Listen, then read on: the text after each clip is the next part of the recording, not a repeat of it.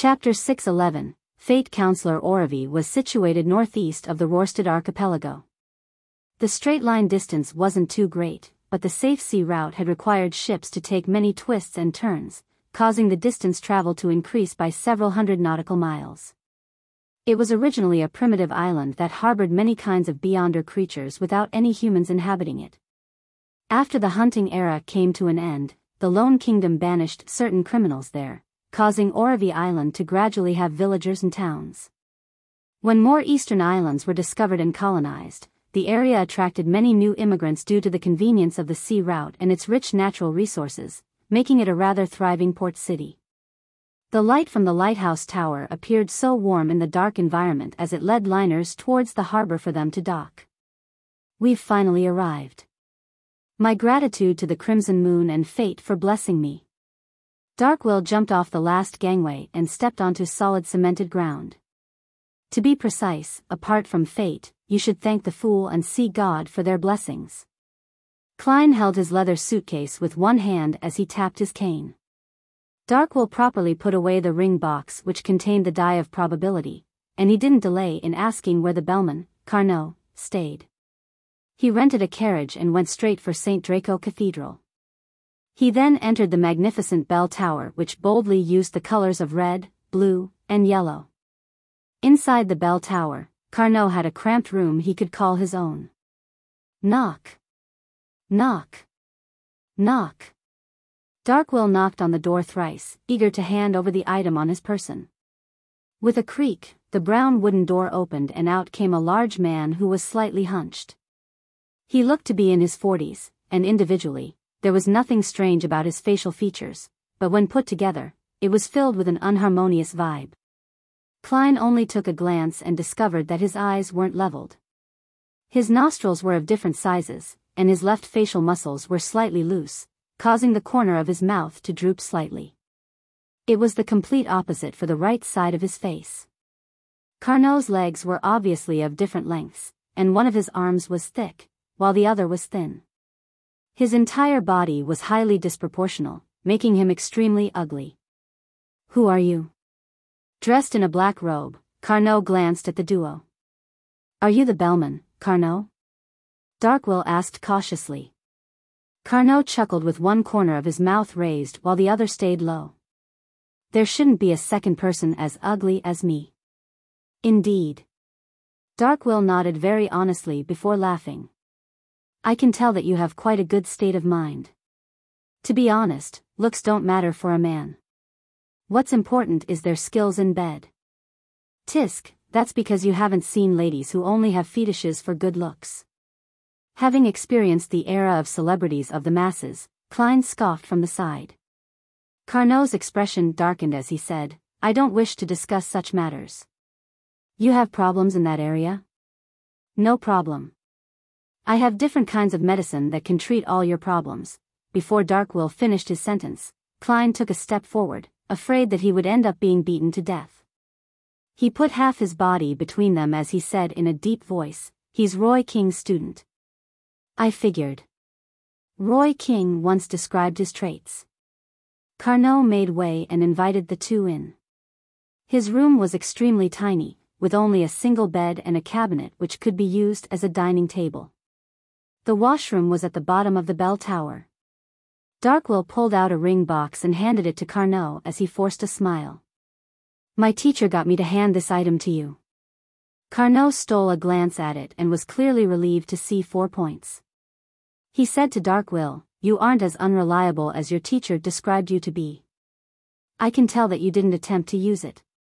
That would have awoken it and make it realize that it's no longer sealed. The chubby apothecary's face blushed red as he honestly said, that's because it's relatively quiet now. In another 1 to 2 hours, it will automatically roll itself. It's best you think of a method to seal it again.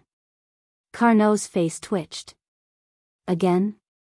I accidentally dropped it on the ground and then it came alive. Darkwill wanted to glance at his owl, Harry, but he realized that it hadn't followed him in. It was perched outside the bell tower to serve as a sentry.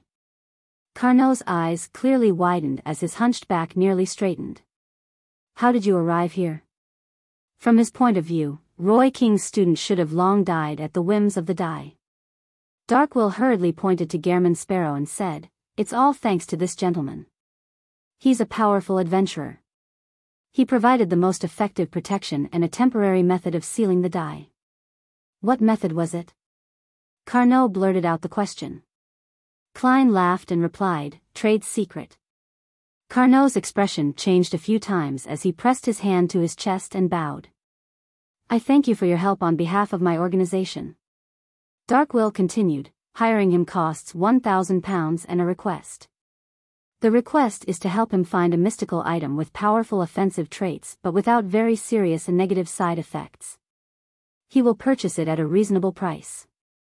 I only had about £300, so that was all I could pay." "I'll have to rely on you to pay the rest." Carnot fell silent as the corners of his lips twitched. "I only have about £100. Suddenly, there was silence in the bellman's room. The wind from outside blew through the cracks and brushed across the three men's face. Finally, Carnot spoke again. "Perhaps Councilor Ricardo has the money. I'll lead you to him. From the looks of it, he trusts us. After all, a fate counselor is in no way comparable to a die of probability. If there were really problems with us, there would be no need for us to bring the die over to prevent any accidents and snatch away the uniqueness." Klein watched as Carnot picked up a lantern from the corner of the room. At this moment, he secret activated his spirit vision and simply scanned the man. Klein nearly pricked up his brows with the sight. This was because Carnot's aura colors were rather unique. There were no problems with his emotional colors, as they were very ordinary. However, his ether body, which represented his body, appeared unnatural. His heart was green, his head was purple, and his digestive system was yellow. It felt like they were different parts which were mashed together in great disharmony. At the same time, Carnot's soul also gave the same feeling. A monster that was stitched up internally? Klein made a rough judgment based on what he knew. After Carnot got the lantern, he turned his head to glance at the adventurer, Gairman Sparrow, and said without much of an expression, "I'm very sensitive to spirit vision. I believe you have noticed certain problems. I'm not a naturally born person. I'm a product of the Church of Earth Mother's attempts to refine the human body. I'm considered a failed specimen, which is why I do not have the ability in that aspect." His final sentence was directed at Darkwill. Carnot didn't speak again as he carried the lantern and donned a black robe. He hunched his huge body and used the dim light to walk down the stairs of the dark and silent bell tower. Product of the Church of Earth Mother's attempts to refine the human body? But St. Draco Cathedral belongs to the Church of Storms. Since it's a failed specimen, no attention is paid to it. Carnot turned his back on the Church of Earth Mother and became a member of the Life School of Thought. This is understandable. Both the Church of Earth Mother and the Life School of Thought hold the apothecary pathway, and they will definitely have some overlapping. But why would the Life School of Thought send this fellow, that doesn't seem simple to be a bellman, to the Church of Storms? Is it just a normal disguise, or there's a particular connection between the two? Klein followed Carnot in a seemingly calm manner as he walked out the bell tower and circled round to a stone bridge. Just as he came close to the left side of the bridge, Klein suddenly felt something as he looked diagonally upwards. The owl, Harry, had flown out as well and landed on a tree branch. Gotcha! The branch suddenly snapped as Harry plummeted. With great difficulty did it fly up again without falling to the ground. Darkwill was just about to say something when Carnot explained in a deep voice, "Councilor Ricardo is injured, so his powers are somewhat out of control. Once anyone enters a specific range, they will be tainted with bad luck." Carnot stopped in his footsteps as he threw the ring box containing the die under the bridge. "Mr. Councilor, Roy King's student has delivered the die." "Very good." A hoarse voice sounded from deep within the bridge's belly. A silver-scaled palm reached out from the darkness as he held down the ring box which had fallen onto the mud. Following that, he opened the ring box and took out the milky white die. His other hand, which was covered in silver scales, also reached out as he held a piece of a paper-like item made of leather. The item resembled a water pipe, but its ends were connected. It revealed a grayish-white color under the crimson moonlight. Its surface had many complicated symbols and labels, as well as many words in Hermes text which pointed to the snake of Mercury, Will-Septon. Fate Councilor Ricardo pulled the item apart and stuffed the die of probability into it before connecting the two ends together. Using fate at a small scale to seal the die of probability with periodic boundary conditions, making it remain in a perpetual state of slumber or calm? Indeed, Snake of Mercury Will-Septon had foreseen such a situation and had made certain preparations.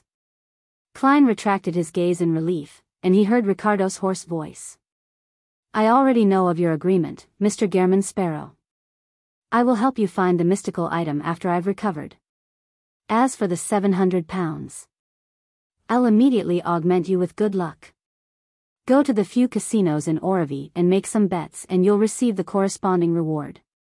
Remember, do not win more than 200 pounds at each casino. You must not win more than 700 pounds in total. Which is to say that you don't have the money either. Seeing how you're hiding while injured, it's considered normal not to have money with you. Klein nodded indiscernibly and said, okay. He waited for about 10 seconds without sensing anything. Councilor Ricardo heaved a sigh of relief and said, you have become sufficiently lucky.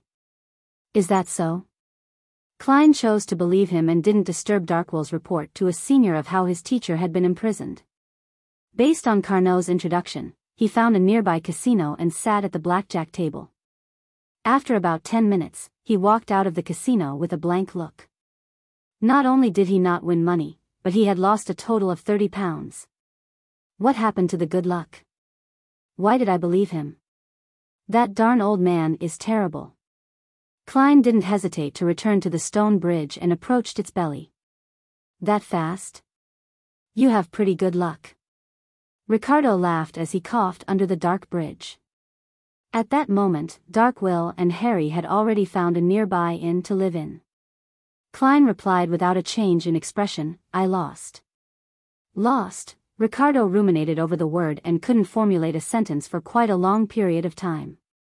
In the dark environment, an ordinary owl nervously flew over. Chapter 6:12. In hand, the two street lamps on either side of the stone bridge silently illuminated the street, but they were unable to disperse the darkness beneath.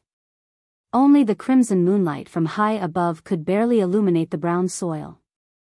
Hidden under the bridge, Fate Councilor Ricardo remained silent for quite a while, making Klein suspect whether he had already passed away due to his heavy injuries. He guessed that a large reason as to why the luck augmentation had failed was because of this.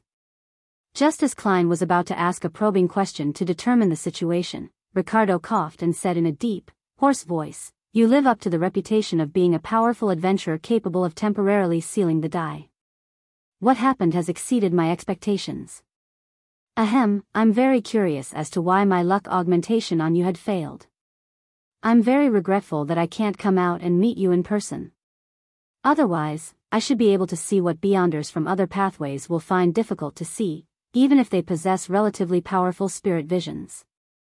This is the uniqueness that the Fate pathway holds. So the problem lies with me? That's not the point. The point is that you need to reimburse me 700 pounds, no, 730 pounds. Klein cursed as he couldn't help but recall the orphan, Adamasol, who had the nickname of Monster in Tinjin City. The young man who was equal to half a sequence 9 had cried out after seeing Klein before falling to the ground. His eyes bled, and the fear he exhibited was as if he had seen a devil. This is because of the uniqueness of the Wheel of Fortune's path of the divine, so he saw something wrong with me. He saw something related to the gray fog? Unfortunately, this Fate Councilor is quite heavily injured and has a domain of bad luck around him. There's no way for him to help inspect me. I should ask Snake of Fate Will-Septon when I'm back. Perhaps he might know something. However, this pathway does have the bearing of a charlatan. He might not directly answer me and has a high chance of answering in vague terms. Klein maintained his expressionless attitude and said, then, what do you plan on doing? Ricardo sighed and said, get Darkwill here. I'll augment him with good luck and get him to win the money at the casinos on your behalf. Using the name of the inn Councilor Ricardo gave, Klein quickly found the chubby apothecary, Dark Will.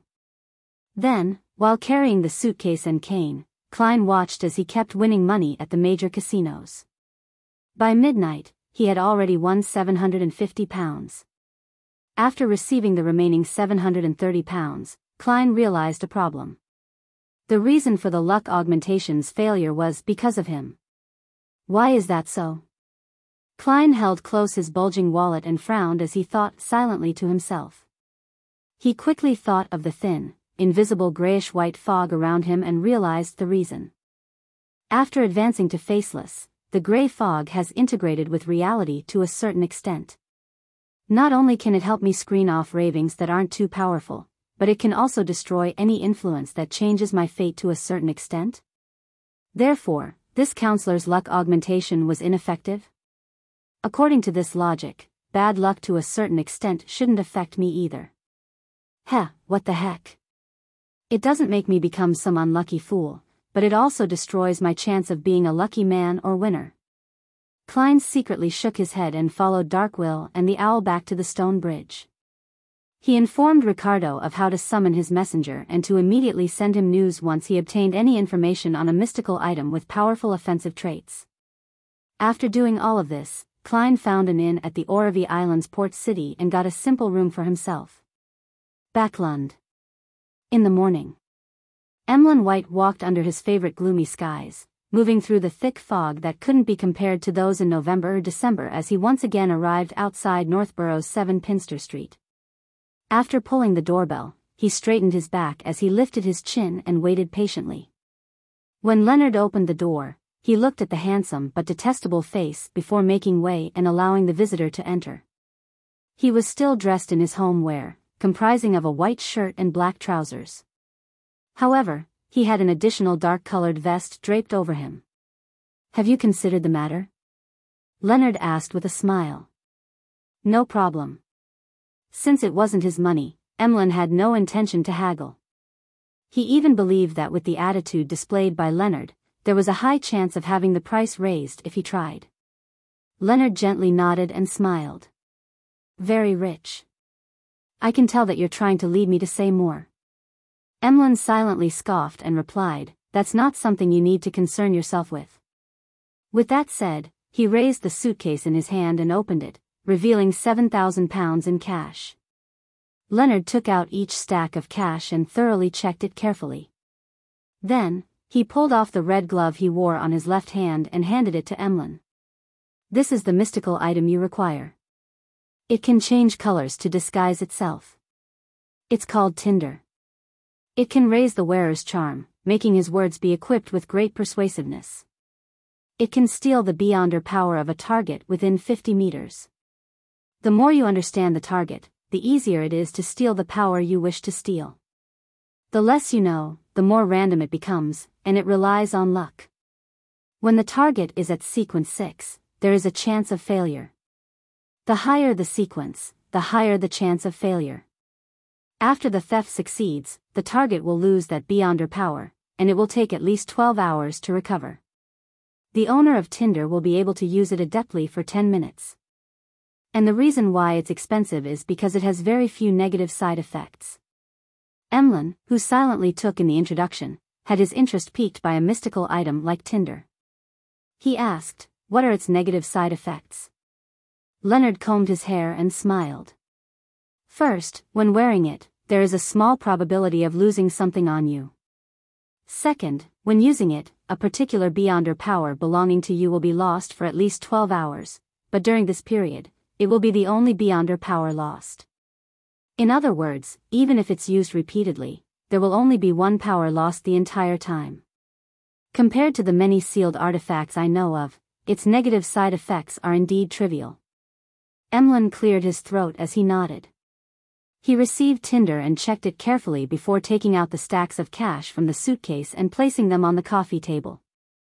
Following that, he placed the glove into the suitcase and didn't take it with him directly. With the suitcase, Emlyn returned to the Harvest Church just like he did before.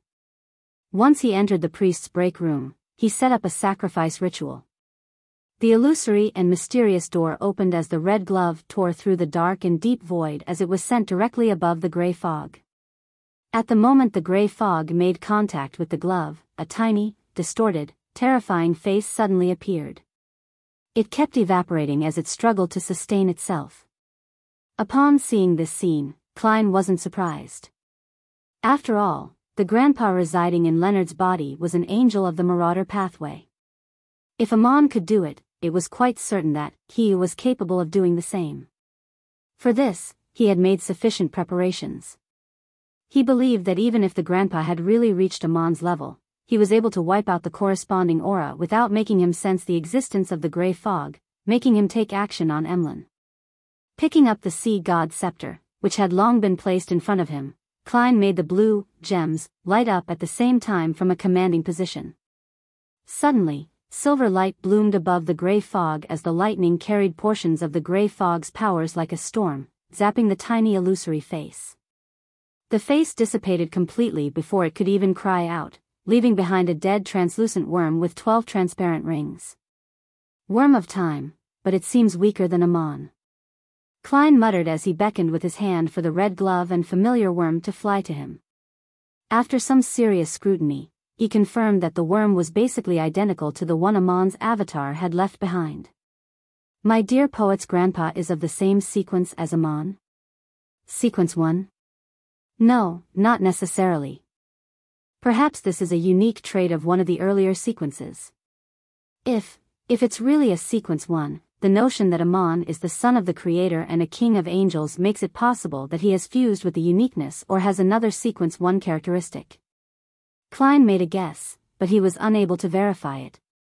As for what the dead worm of time could be used for, or when its spirituality would completely dissipate, he could only throw it into the junk pile due to his lack of the corresponding knowledge. 7 Pinster Street, Backlund. Leonard Mitchell sat on the sofa with his eyes tightly closed. His legs were propped up on the coffee table as though he was using a short nap to make up for an entire night of being awake. After an unknown period of time, he suddenly opened his eyes and said with a suppressed voice, "What happened? Have you determined the true buyer of Tinder?" An elderly voice rang out in his mind. "The aura I left behind has been eliminated, completely eliminated. Did you discover anything?" Leonard retracted his feet as he asked in a deep voice. The ancient voice sighed. "Nothing. Everything was over before I could react. If I were in my best state, I might have been able to grasp the relevant clues. Unfortunately, I've remained in a weak state for years." Leonard remained silent for more than 10 seconds before he shook his head. "Then we'll temporarily treat it as if this never happened." Above the gray fog, Klein listened to Emlyn's report and took note of the information regarding the mystical item. He fiddled with the glove named Tinder as he examined it. "Heh, this way, I'll have a glove for my right hand," he chuckled as he muttered to himself. After serious consideration, Klein abandoned the thought of immediately extracting the mental corruption of the true creator from the all-black eye. This was to ensure his success, hoping to leave the chance to the moment when he was concocting the Nimblewright Master Potion. According to the records of the City of Silver, even without the gray fog screening, there were no problems with such a procedure. Furthermore, with the gray fog, there wouldn't be any additional accidents, even if it were the mental corruption left behind by the true creator. I can also use Tinder normally. Yes, when I need to use it, I have to put my cash, pocket watch, and other mystical items above the gray fog. I mustn't let any item become lost. In fact, even if I don't do so, the problem isn't too great. I'm a seer. Do I need to be afraid of not being able to find things I dropped? Heh. In a normal battle, I'll have creeping hunger on my left hand and Tinder on my right. Just the thought of it sounds formidable. Klein reined in his thoughts and discovered that everything related to the Sequence 5 Nimblewright Master Potion was ready, apart from the 2 commonly seen supplementary ingredients. He nodded indiscernibly and muttered silently to himself, "I just need to wait for the faceless potion to be completely digested. Then, I'll board the ship of Admiral of Stars or the Hanged Man and head east of the Sonius Sea to find mermaids." Chapter 613, Leonard's Investigation Lone Kingdom, Eastchester County, Stone City. Having left the manor, Audrey moved into a villa. After she finished engaging in social gatherings with the local nobles, she sent her servant to the Varvat Bank to withdraw a sum of cash. She didn't need to worry about this any further. She could easily pay off the £2,000 she owed Mr. Fool's Blessed, and she could also pay the £1,800 she owed Mr. World for the psychiatrist characteristic. 15 minutes later, Audrey opened the room to her bedroom and glanced at her personal maidservant, Annie, who was monitoring the servants while they did their work. She looked down at the golden retriever who was sitting by the side of the wall and smiled. With a smile, she suppressed her voice and asked with shining eyes, "Susie, you'll receive a gift in a while. Are you looking forward to it?" If it were in the past, Audrey would have definitely said, "Susie, your present is here," making the golden retriever realize that she could find the actual item in the room as well. Otherwise, it was very easy for Susie, who had been studying the basics of mysticism, to guess that Audrey had used ritualistic magic. With this new sentence structure, the situation could have Audrey receive a mysterious letter or news in her bedroom to confirm that the gift was about to be delivered. There would be too many possibilities as a result of this. Susie could read the joy and sincere attitude deep inside Audrey's heart as she subconsciously opened her mouth, hoping to stir the air to produce a voice. She had wanted to inquire about the gift, but she sharply sensed that Audrey's personal maid, Annie, was approaching. The alert Susie abandoned her original thoughts. She returned to the state of being an ordinary dog as she slowly wagged her tail to express her joy and anticipation. After making an excuse to head out, Audrey entered a chemistry laboratory that she had specially marked out for herself. She placed the psychiatrist characteristic and supplementary ingredients on the table. "Susie, do you still remember the potion concocting process?" She cleared her throat and straightened her back as she excitedly played the role of a teacher. "Woof, I remember." Susie already knew what her present was. In her joy, she barked. Audrey added, "Try to concoct it by yourself." Susie looked down at her paws and suddenly fell silent. Audrey was taken aback before a brief silence ensued.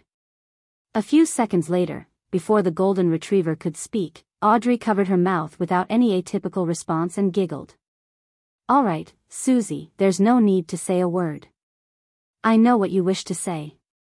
You wish to express the fact that you're only a dog and am unable to concoct the potion, right? How embarrassing."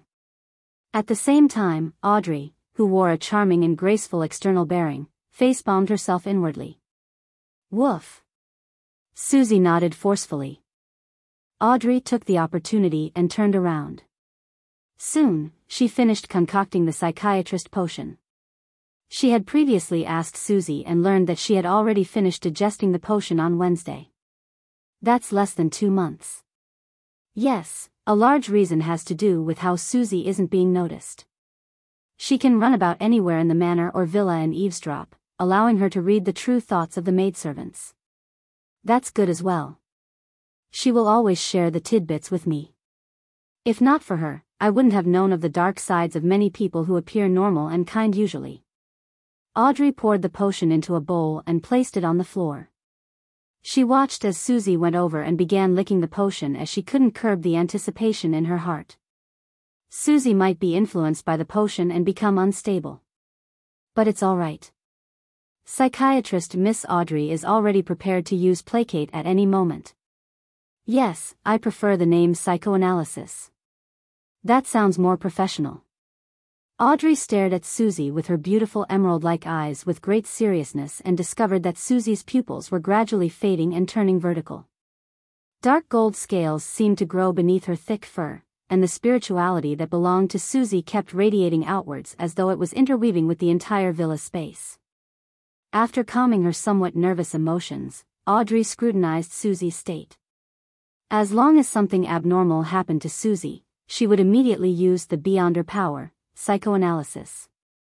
Suddenly, Susie's voice sounded out in her ears. "Audrey, I'm done." Audrey was temporarily at a loss on what to say. In her dream, Daisy returned to Eastborough and to the old apartment she had lived in for years. She pushed open the door and saw her mother, Liz, and her sister, Freja, doing the laundry diligently. Daisy instantly became delighted and was just about to join them. She was in charge of ironing the laundry.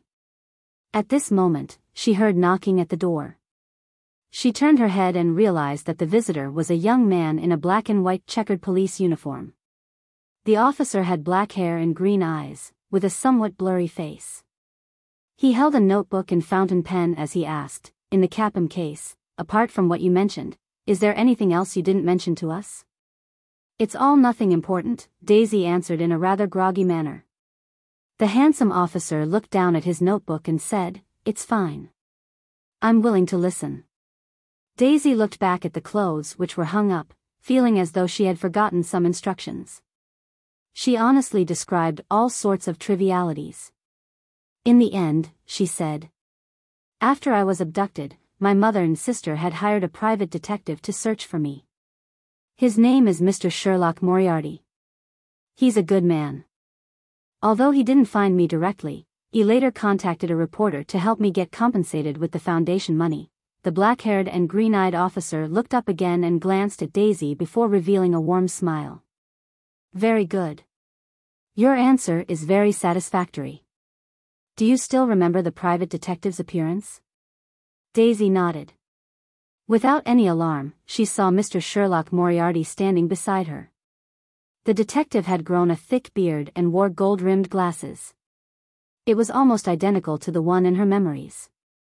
After the black-haired, green-eyed officer sized up the image a few times, he seemed to vanish at some point in time without Daisy realizing it. For some reason, her mother and sister had also vanished. She ran through Eastborough in search of the familiar figures, but she ultimately woke up from her depression and sorrow. When she saw the dark ceiling of her school dormitory, she lay there in a daze for seconds. Daisy didn't make a sound as she turned her body and buried half her face into the pillow. By the corners of the pillow, a wet stain gradually spread out. The person who had entered Daisy's dream was none other than Leonard Mitchell. Although his investigation of the commonalities of the two cases was to give him time to deal with matters of his own, he didn't forget to act in a perfunctory manner. In the end, he really discovered a problem. In the cases of Lenevis and Capim, a private detective named Sherlock Moriarty was involved, including his friend, reporter Mike Joseph. Although they had only appeared on the outskirts of this matter, it's also a direction for the investigation. That Sherlock Moriarty looks somewhat familiar. Which fugitive is he? Leonard recalled what he had seen in the dream as he wore his red glove and entered the basement of St. Samuel Cathedral. Just as he greeted the team captain, Soest, he saw a partner approach and hand him 2 thin sheets of paper. "The information regarding the red-eyed man from the Harvest Church is all here."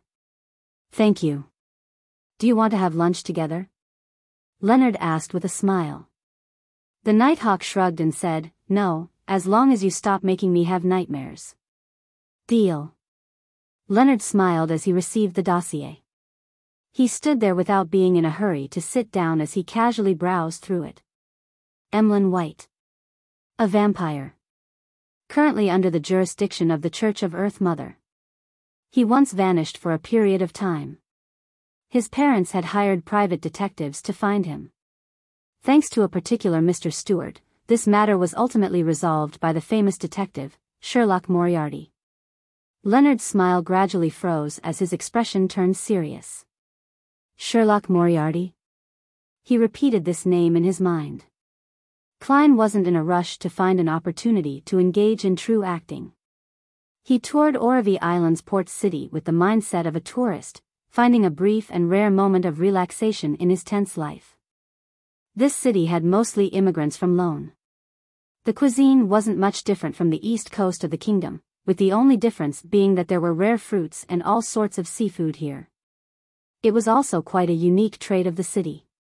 This place was rich in natural resources and was located in a key location on the safe sea routes. The standard of living was pretty good. Even the farmers in the suburbs could save up some money through their fruit gardens. This didn't mean that Orovie didn't have poor people or the lower class. This class was mainly made up of people who were former slaves. Loan's parliament had long abolished slavery.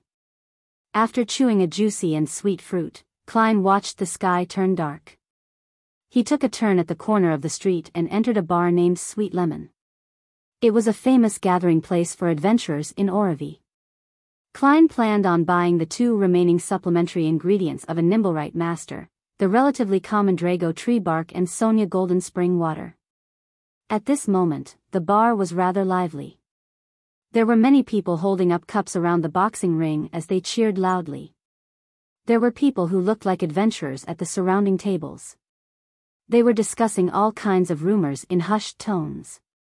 Just as Klein was squeezing towards the bar counter, he suddenly heard his name. "I'm Gehrman Sparrow. You should know who I am. I received a treasure map and need to hire some helpers. It's not because I'm afraid, but it's because I can't carry that much treasure alone." A green-eyed man in his 30s held half a glass of liquor and spoke to 2 men and 2 women in the corner. It was a mystery if they were merchants or adventurers. "You are also named Gehrman Sparrow? Treasure map, why does it sound like a scam? My killing of Wormtongue has already reached this place from Biyao?" "Yes, it was likely communicated via a telegram or visitors. Therefore, many people know of my name and deeds but do not know what I look like. Cheats are using this opportunity to pass themselves off as me to cheat others."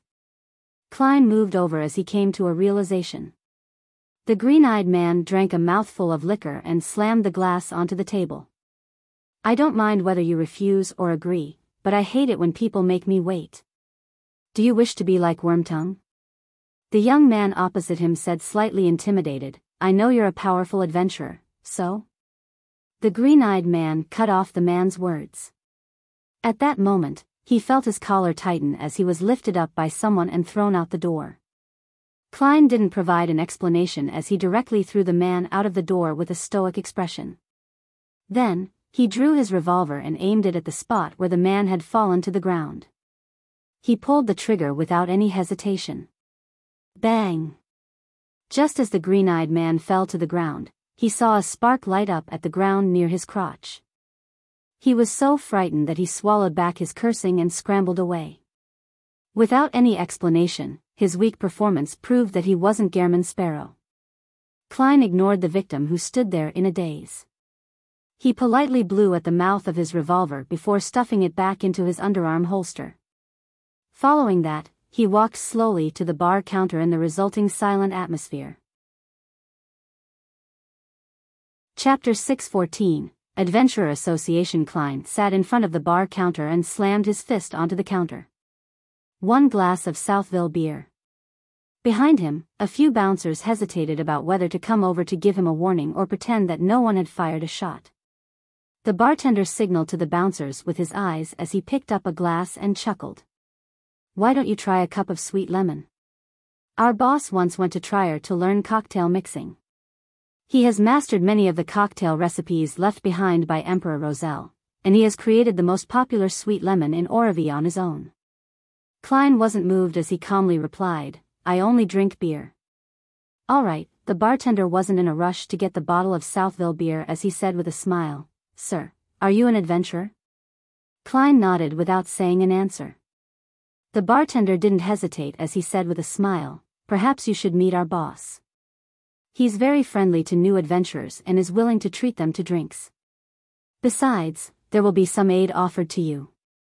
Klein, who had come with the intention of purchasing the supplementary ingredients of a Nimblewright master, didn't reject the offer. He took out a brass penny and flicked it before catching it firmly. He placed the penny on the bar counter as a tip to thank the bartender for the information before slowly standing up and walking to the second floor under the lead of a bouncer, where he entered a room at the other end of the corridor.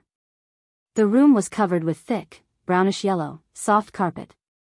There was a faint smell of high-quality coal burning, mixed with the aroma of a cigar.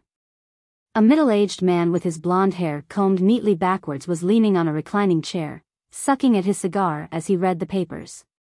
Surrounding him were 6 bodyguards. Although Klein wasn't a beyonder of the spectator domain, and he was unable to determine any unique traits or the strength of these bodyguards, nor was he from the Mystery Prior or Monster Pathway, he could see certain secrets. He could notice things others wouldn't be able to discover, but his spiritual intuition made him believe that these bodyguards were definitely Beyonders who could threaten him to a certain extent. The middle-aged man put down the newspaper and pulled at the collars of his black shirt before slowly standing up. He extended his right hand and said, "Welcome to Oravi, my adventurer friend." His blue eyes had a smile to them as he looked rather sincere. Klein extended his right palm and smacked palms with him without a word. He was waiting for the man to speak. The middle-aged man pointed to a sofa opposite the reclining chair and chuckled. "I'm the boss here, Bilt Brando. I was once an adventurer with quite considerable strength. I've lived to this day and have earned quite a bit." He's very confident with his strength, thus, daring to directly say it. Klein didn't stand on ceremony as he sat down. He leaned his body slightly forward as he expressionlessly waited for Bilt to begin talking. Seeing no response from the adventurer, Bilt sat down again and sucked at his cigar before leisurely saying, "To be honest, there's a motive behind me meeting with every new adventurer." He pointed to the sea map on the desk in the table. He said with a magnetic tone, "East from the Rorstad archipelago is where the sea gets progressively messier. The strength of the military and church begin to dwindle, to the point of them only being able to protect their own harbors. The sea around here is a pirate playground, extremely disadvantageous to us adventurers. Therefore, I wish to organize everyone to form a loosely connected alliance, so that we can band together when faced with danger. This alliance doesn't have any strong binding terms. You can choose to turn a blind eye when other adventurers encounter danger, and no one will punish you. However, if you were to encounter a similar situation, don't hope for help to be provided.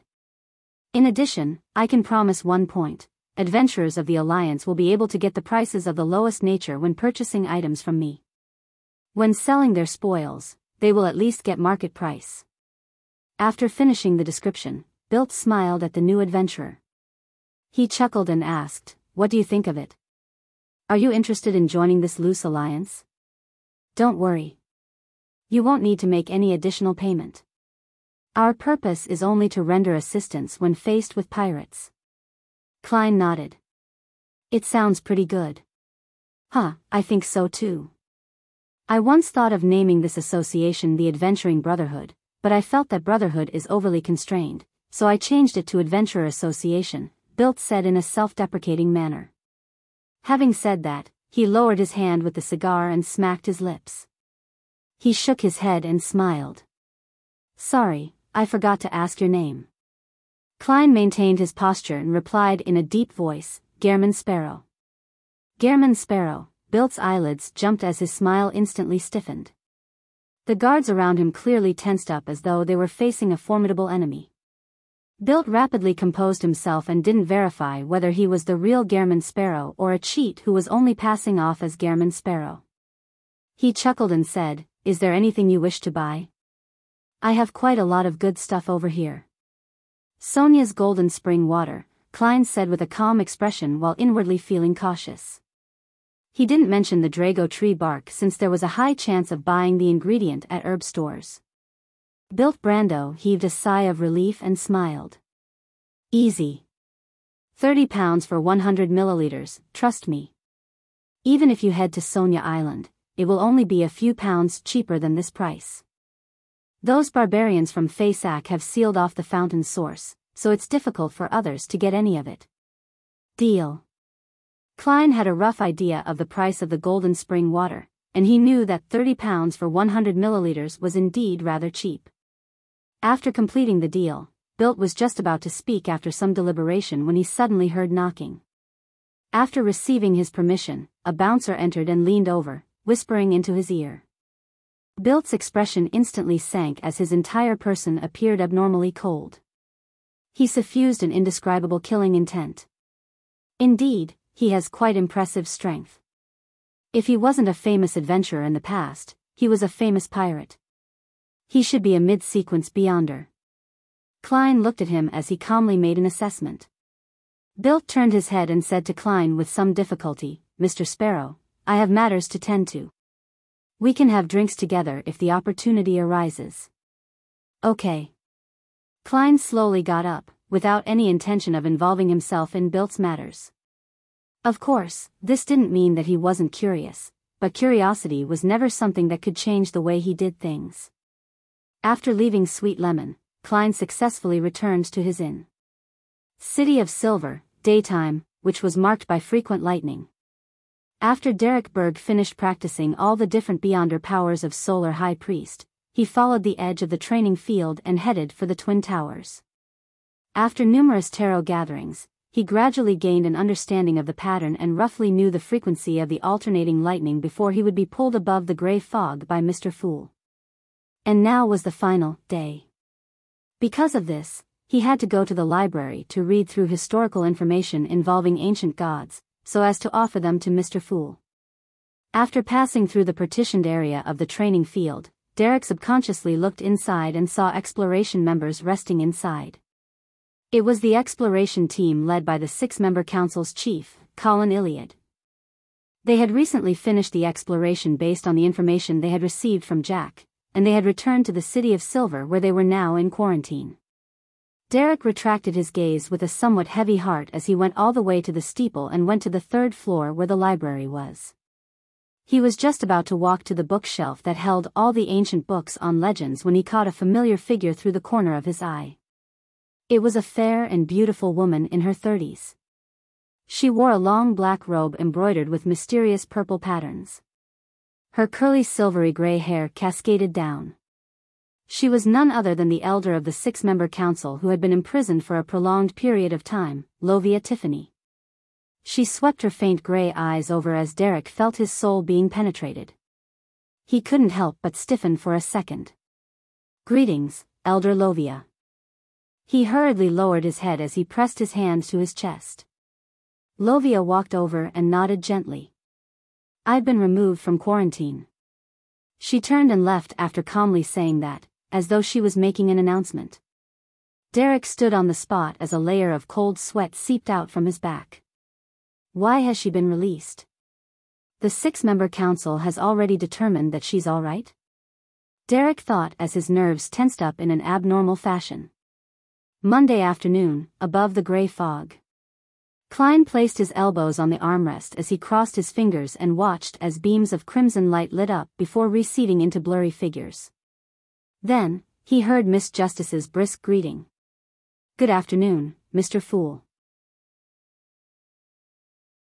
Chapter 6:15, Grayish-white Fog. While Miss Justice was doing the greetings, the hermit Catlia maintained her silence as she observed as she did before. She didn't involve herself in matters, as though she was an outsider at this gathering.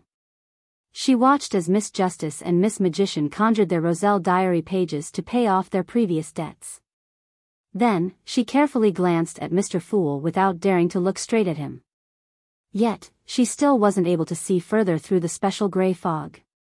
Her dark purple eyes were only capable of seeing clothes that were definitely conjured. With the 3 pages of Roselle's diary, Klein wasn't in a rush to read it like before. After all, he had already interacted and used a Grade 0 sealed artifact and knew what a uniqueness of a Beyonder pathway looked like.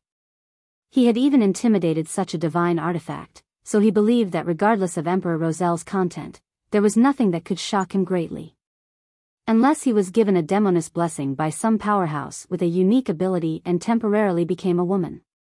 Klein joked inwardly as he surveyed the long bronze table in interest. Ma'am Hermit's curiosity is different from Miss Justice and Company's. She pays great attention to the matter of Roselle's diary. Klein retracted his gaze and took note of this discovery. Then, he casually read the yellowish-brown goatskin. April 22nd. We plan on entering, to explore the abyss. April 23rd. We followed the pitch-black ocean, passed through the liquid-like fog, and arrived at the mountain peak that resembled a monster. Behind it was endless black fog. It seemed to blanket an entire continent. However, looking at the bottom of the peak makes it seem endless and without limit. I had joked with Edwards that if I were to commit suicide by jumping off that cliff, I might never fall to the ground, forever in a state of falling. Upon seeing this, Klein nearly pricked up his brows. He couldn't believe that Roselle would dare to organize his own knights and sailors to explore the periphery of the region after seeing the abyss. Isn't he afraid of dying? Legend has it that it's a place that can corrupt everything, causing all life to perish. At this stage, Roselle definitely hadn't reached Sequence 4, and he wasn't a demigod. He was at best a Sequence 5, or even lower. If it were me, I definitely would have turned the boat around and reported it to the church. In that instant, Klein gained a deep understanding of the huge difference between him and Roselle. In addition, Roselle's description of the abyss's periphery had reminded Klein of the mysterious stone doors of Amon's mausoleum. A similar scene had appeared after the Church of Steam and Machinery's Archbishop Horemic's puppet made contact with it. I wonder what Roselle discovered there. At the very least, he didn't die from his exploration. He still had an exciting life after that. Klein moved his gaze down and read the remaining content on the diary page. April 24th. We proceeded down the peak in an attempt to probe deeper. The thick black fog is biting cold, as though it can erode flesh and the soul. Luckily, the Dark King I'm on board has certain items that resist this corruption, or I'll suspect that me and my Knights of the Apocalypse will become members of Farron's undead legion. It's very quiet, and we didn't discover anything. April 25th. We saw devils, but they were in the form of rotting corpses. Behind the black, jagged mountain, below a slush-filled opening that one cannot call a path, there were different devil corpses that were either in normal or unimaginable places. It was as though they had all been killed at the same moment. April 26th. Either corpses or silence, there's no end up ahead. The items on the Dark King has begun to show signs of corruption. I've seldom had fear over the past few years, but here, that fear of the unknown is like an invisible hand that clasps my heart tightly. I have to leave. I have to return. I can't stay here any longer. What happened after this? Emperor Roselle was very successful in escaping the abyss's periphery, or did he encounter something else? What does the abnormality over there symbolize? An intense battle?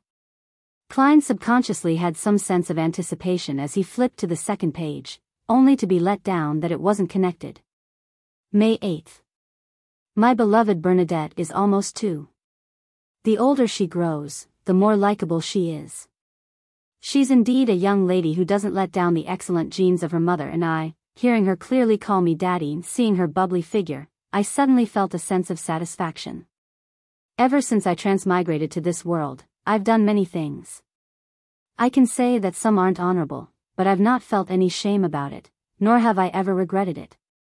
On the one hand, this has to do with me finding it very difficult to curb my desires, making it easy for me to be influenced by my environment. I have to thank fate that I've not met a desire apostle from the devil pathway. According to the records, would definitely succumb to beyonders of this sequence. I might even be instantly killed. On the other hand, I still have a sense of alienation from this world. My parents in this world are very nice to me. I've also worked hard to make them proud, but I know that my feelings for them aren't substantial. Similarly, this is how I treat Matilda. It's more a possessive instinct rather than love. I have to admit that my mental state is like playing a role-playing game in virtual reality. My parents, brothers, and friends are all non-playable characters. I can devote some of my feelings to them, but never anything serious.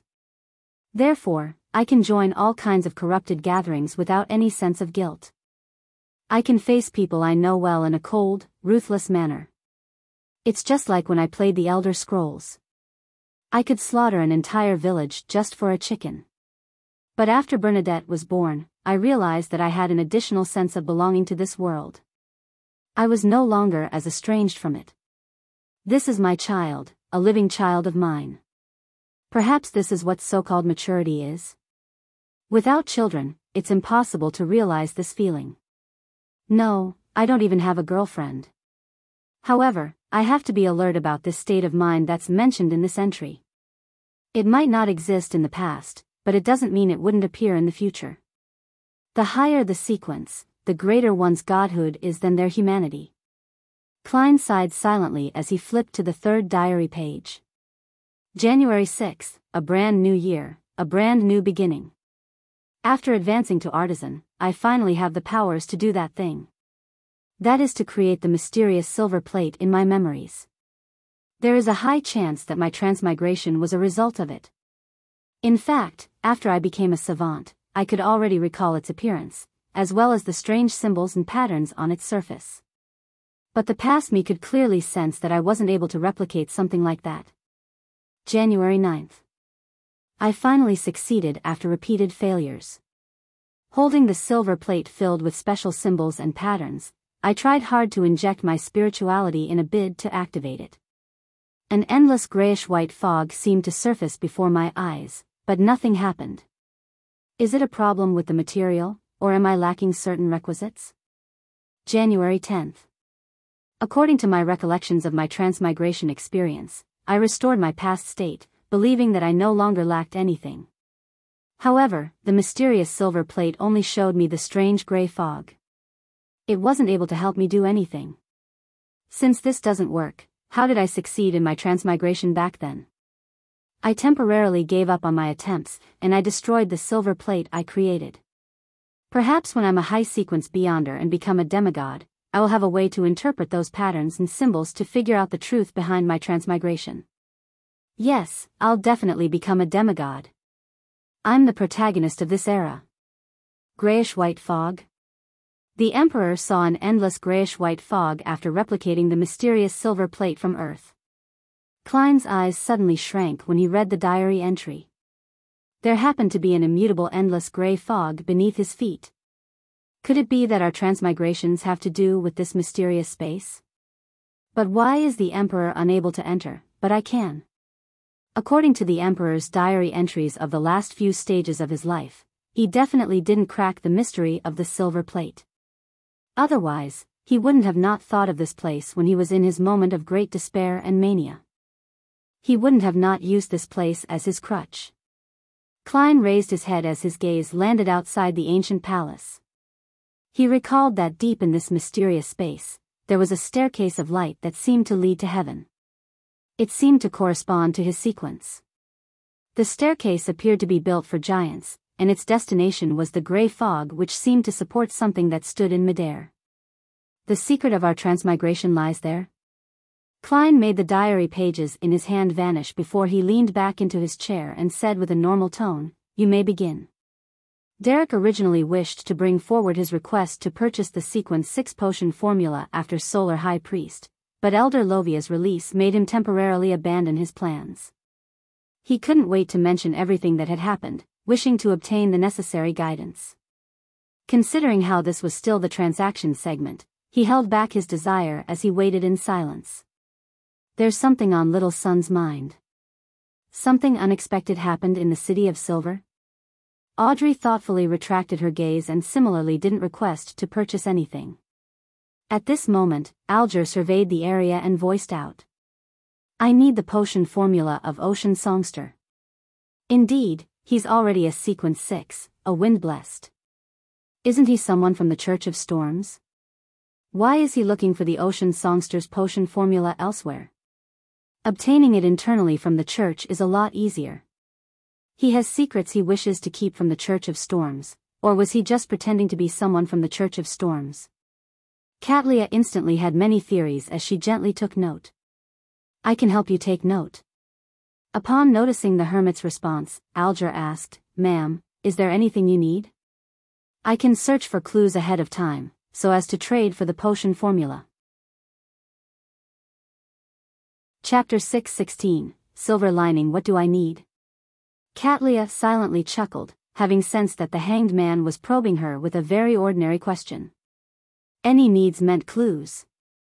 Ignoring the fact that I've already obtained the potion formula for Sequence 4 Mysticologist of the Mystery Prior Pathway, and accumulating points for one of the main ingredients, even without anything, I have no lack of corresponding resource channels, and far more than one.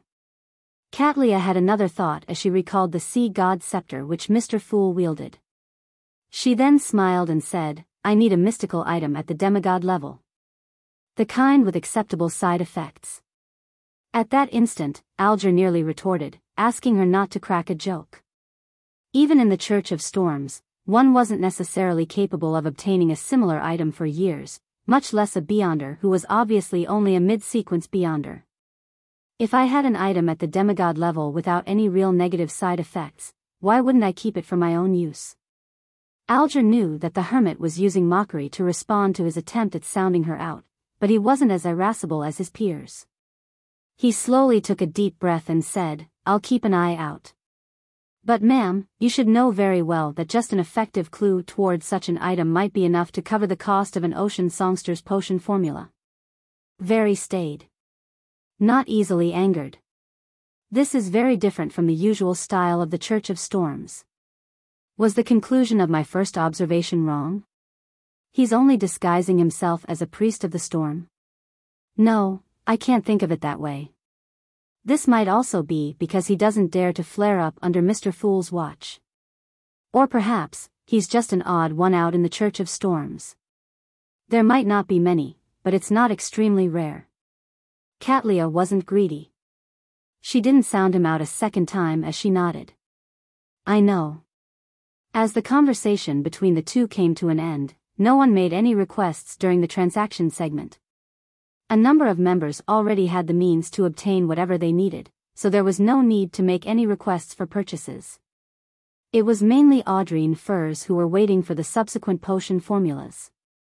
Another reason stemmed from their financial situation or circumstances, and they weren't able to make any early expenditures.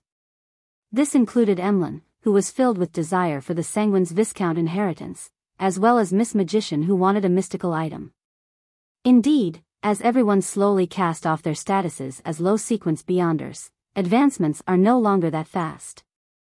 The rate of transactions will also rapidly drop. In the past, there was basically 1 or 2 deals every week, but now, it might be 2 to 3 weeks. In the future, it might even be 3 to 4 months.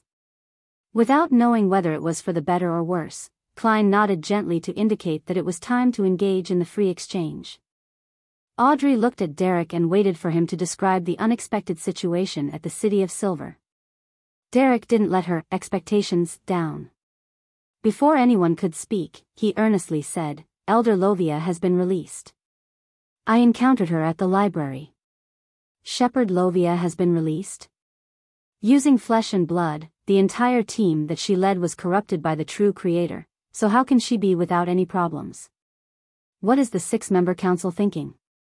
Klein originally wanted to say something along the lines of, "If there's nothing wrong with Lovia, I'll chop off my head and gift it to the true creator to be kicked like a ball."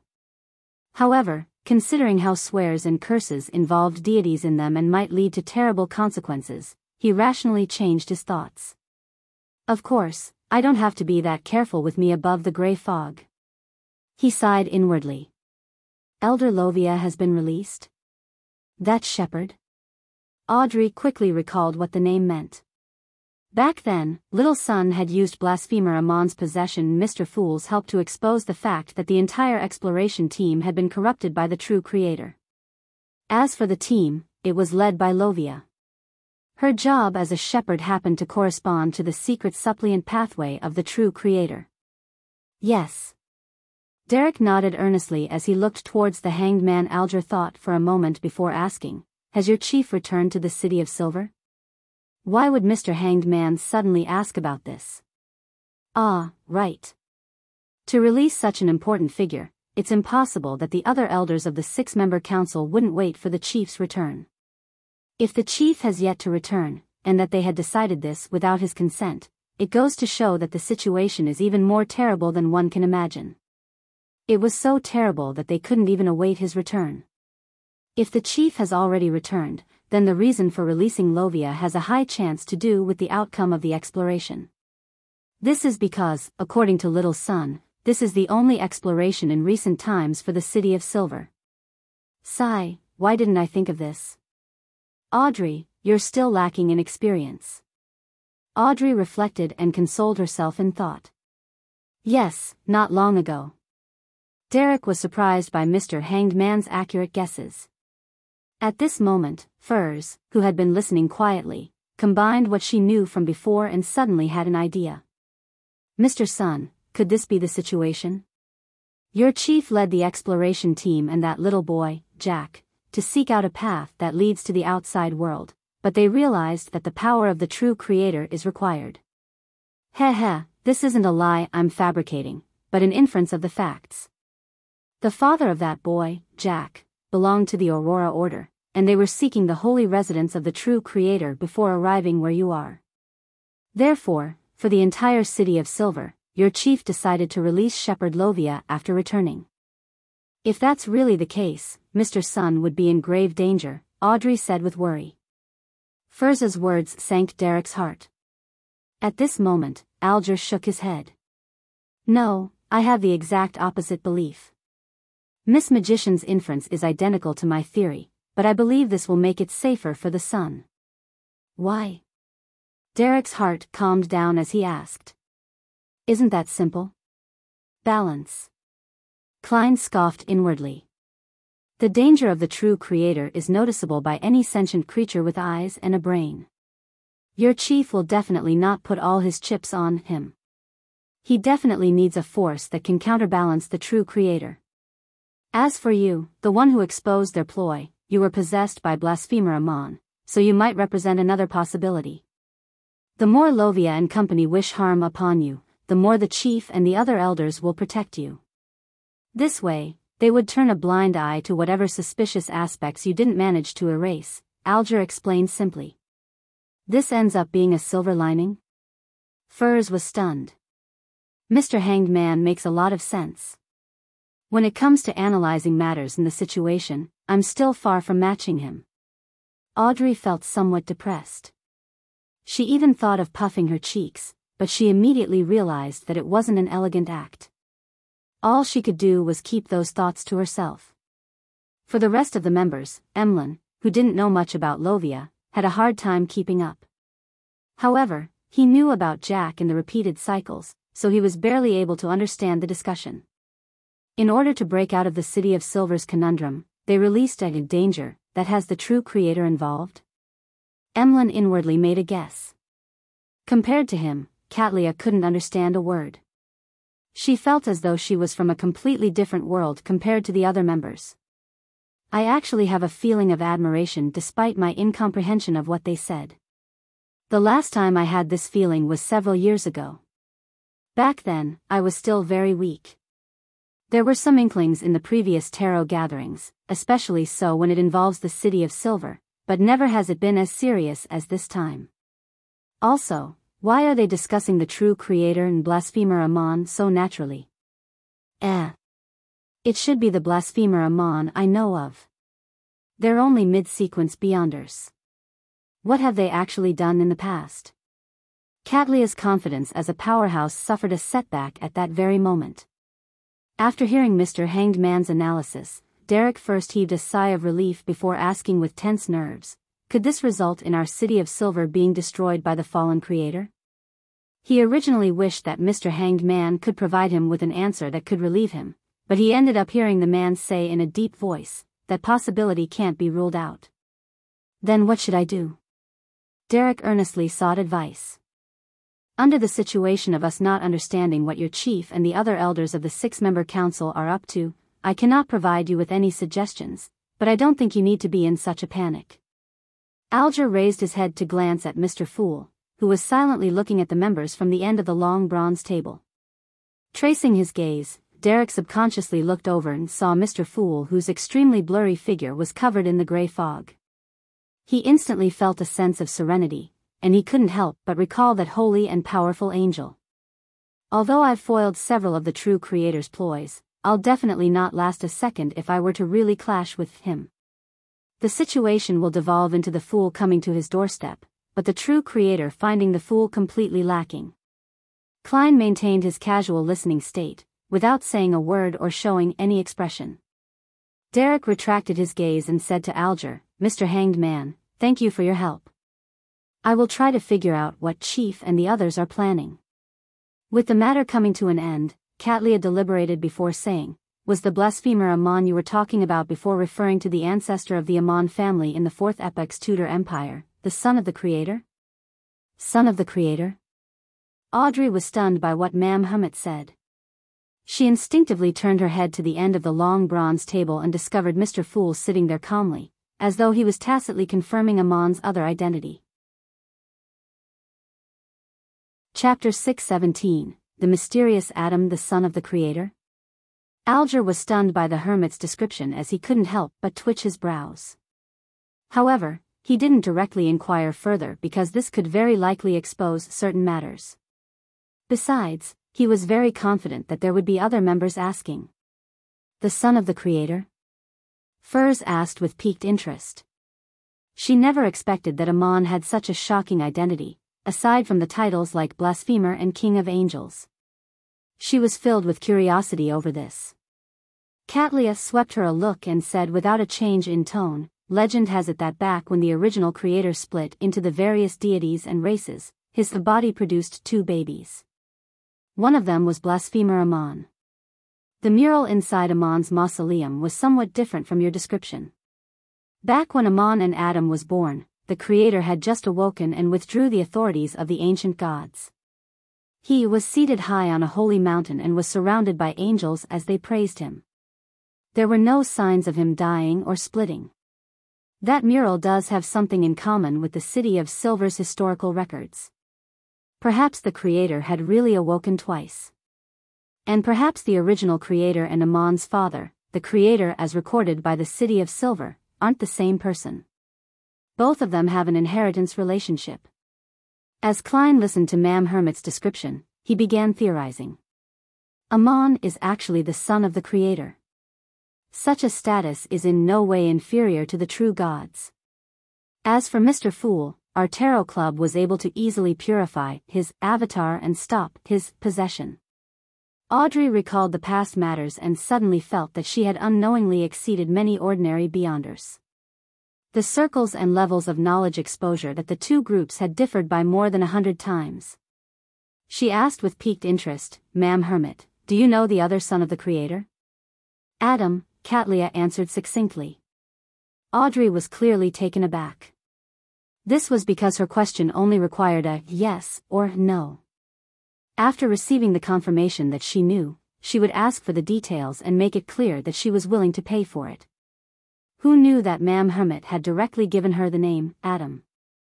She doesn't seem to care too much about such information. She's in control of a lot of information. Audrey managed to infer certain matters through this detail as her eyes darted about. "I've never heard of an important figure named Adam." "I haven't either. Apart from being recorded as the son of the creator, it's like he has never appeared before. There are nearly no traces of him in the history of the fourth epoch," Catlia answered frankly. "This Adam is very mysterious. I'm already rather well versed in the fourth epoch's 3 empires of Solomon, Tudor, and Trunsoist, as well as the angel families that come under them. Yet, I've never heard of him before. If it wasn't for Rhodes who live-streamed the Church of Steam and Machinery's exploration of Amon's mausoleum, I wouldn't have even known his name. Has he long perished, or is he hidden in the dark while scheming something?" Klein sighed inwardly. Audrey subconsciously glanced at Mr. Hanged Man and discovered him shaking his head as well. Amon is a king of angels, so it doesn't make sense for Adam to not be one. There should be records in the City of Silver. Audrey looked at Derek. For some reason, Derek easily understood what was on Miss Justice's mind.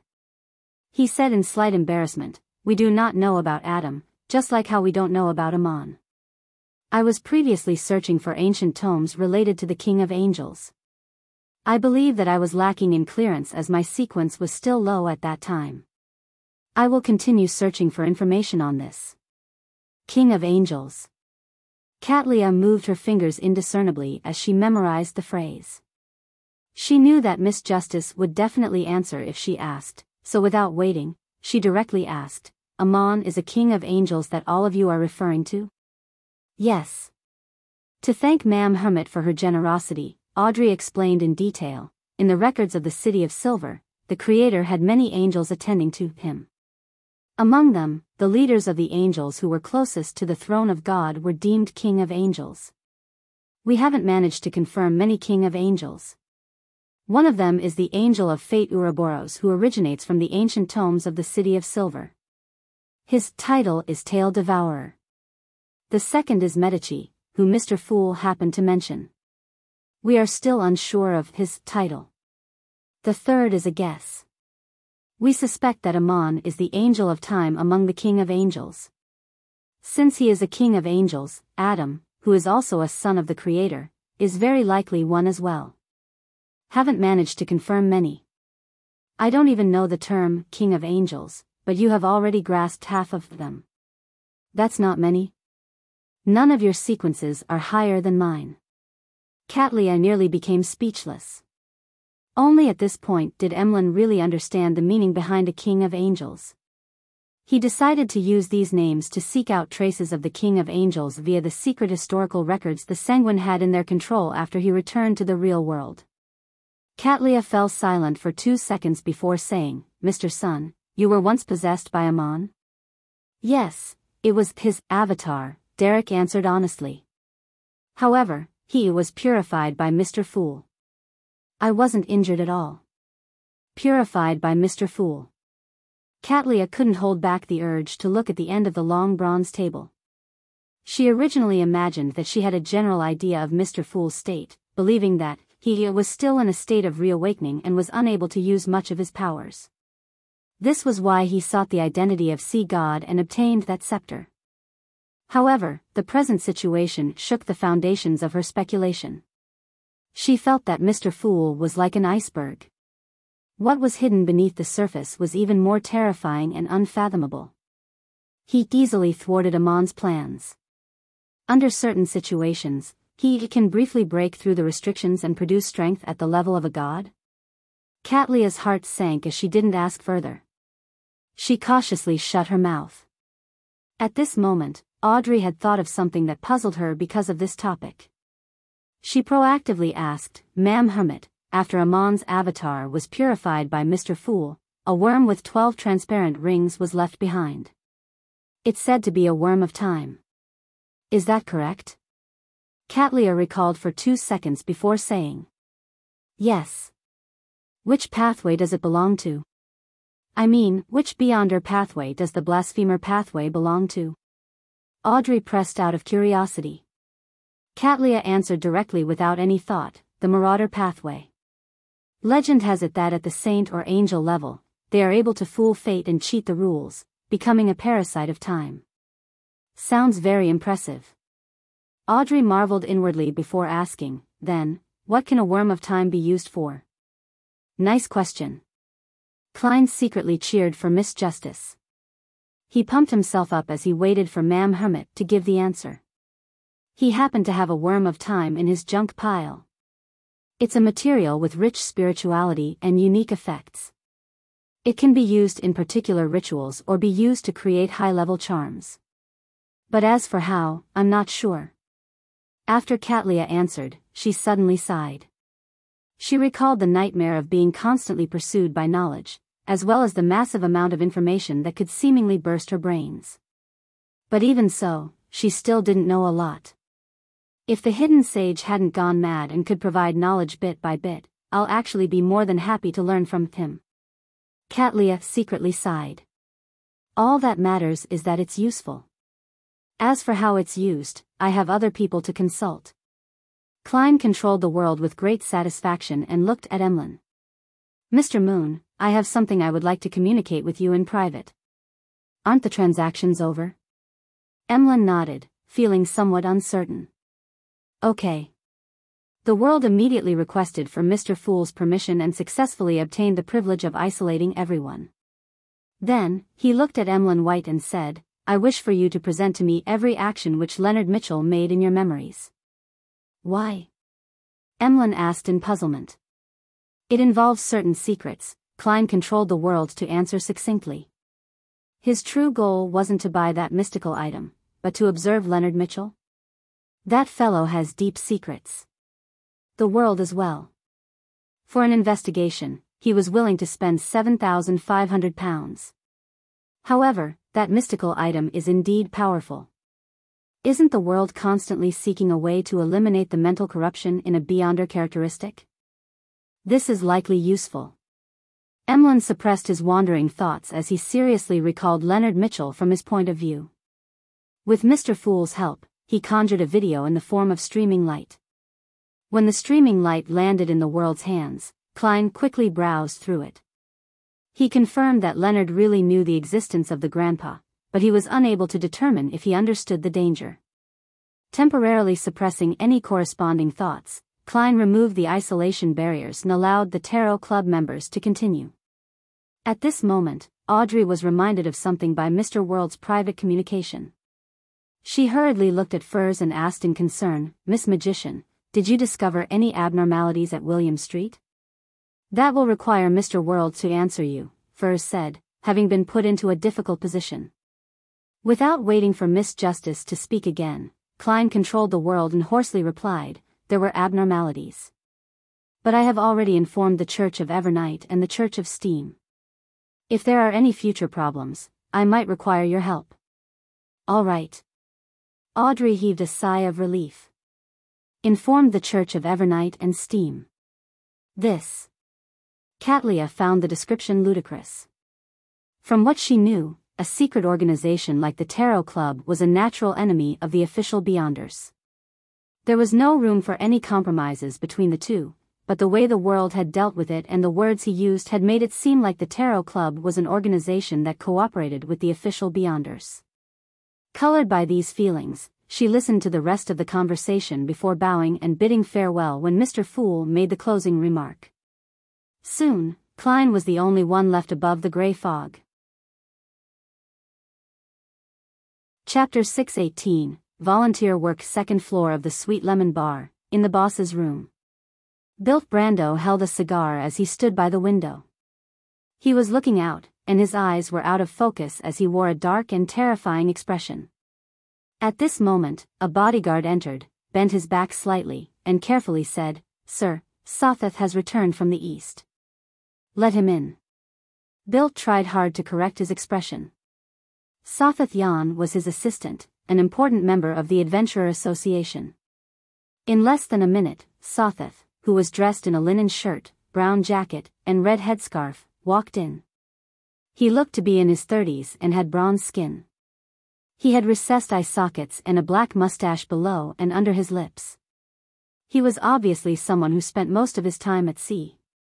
Sotheth bowed rather informally and sized up Bilt Brando. "Boss, something happened?" "Yes, something happened. From the looks of it, it will fail." Bilt didn't keep the matter from him as he sighed. "I have no idea how I'm going to answer that important figure." Without waiting for Sotheth to answer, he asked, "Have there been any changes at the Eastern Front?" "Still the same as usual.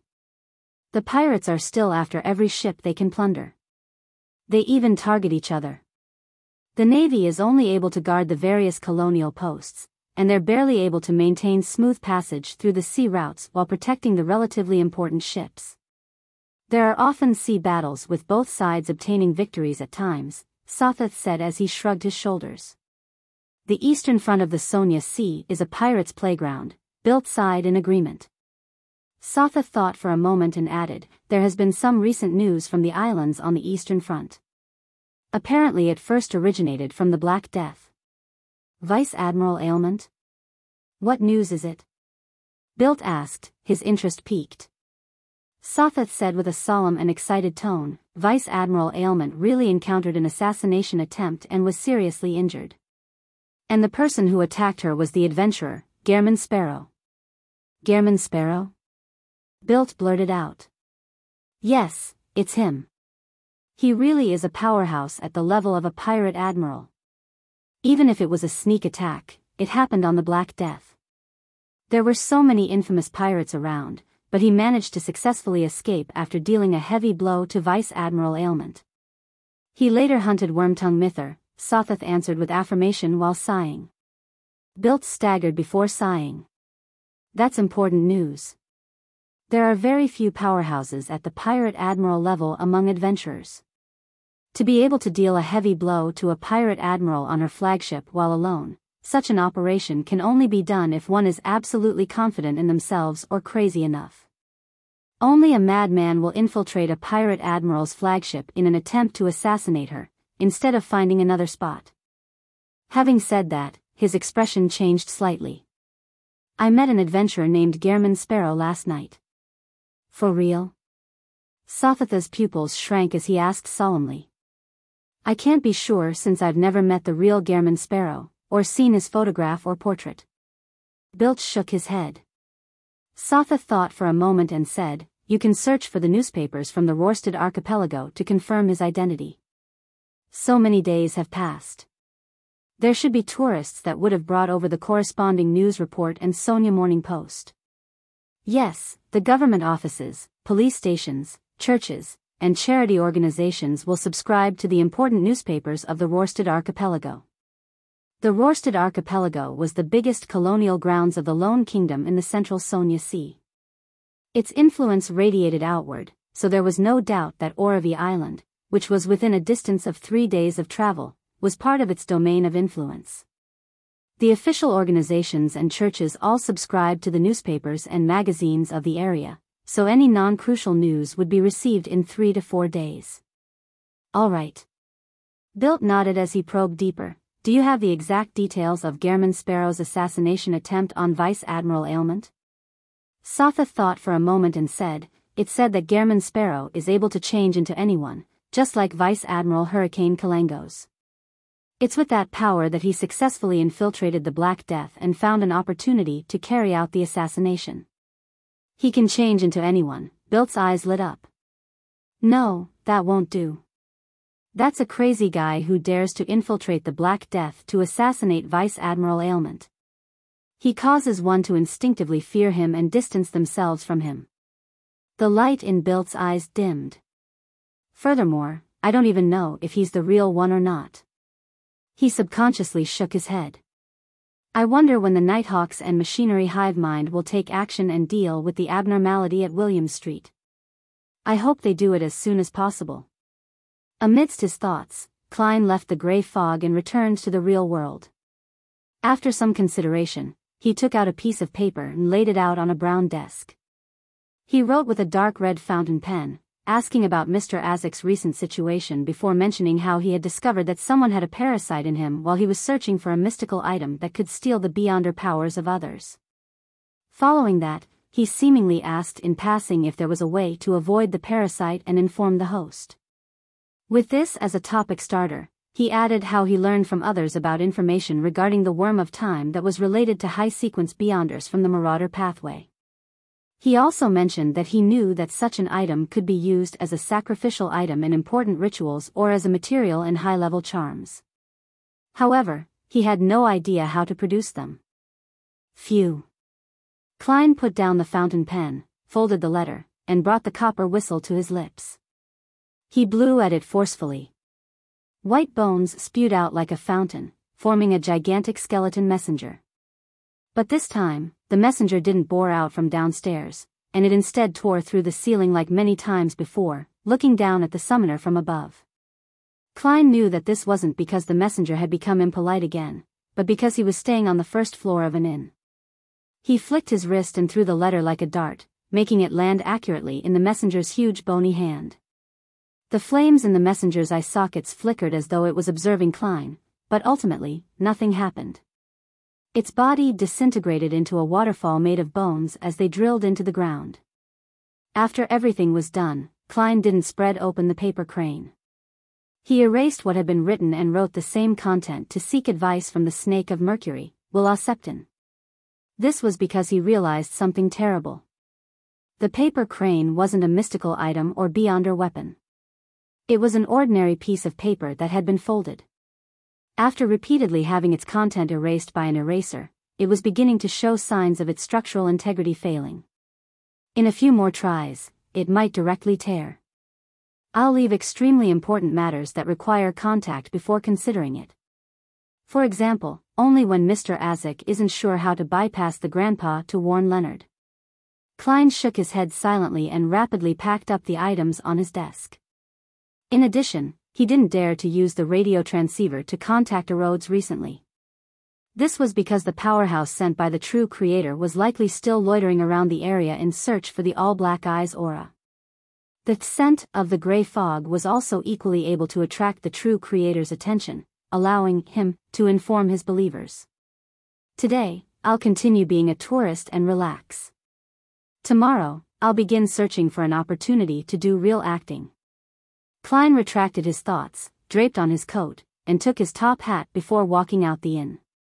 He planned on heading to the mountains outside Orovie Harbor to watch the sunset. This thought stemmed from a popular novel. Its author's name was Leanne Mastering. This gentleman was born in Odora and had decided to permanently reside in Backlund after the age of 20. His books had introduced the sunset at St. Draco with immense feelings, believing that it was the most beautiful scene he had ever seen. Klein rode a carriage out the city and walked to the foot of St. Draco. He took an hour before arriving at the peak of the not-so-tall mountain. Time passed as the sun slowly set, making the blue sea situated to the left of the mountain peak appear like a sea of fire. As for the emerald-green forests and the vast fields on the right, they seemed to be gilded. All the colors bloomed with the final touches of radiance in that instant before darkness gradually approached until it became dark. Ships entered the harbor as carriages drove into the city. The busy people began returning home on the roads parallel to the wheat fields and fruit gardens. When darkness enveloped the entire land, specks of warm light lit up one after another inside and outside the city. They were like resplendent gems that dotted the velvet night sky. It's really beautiful.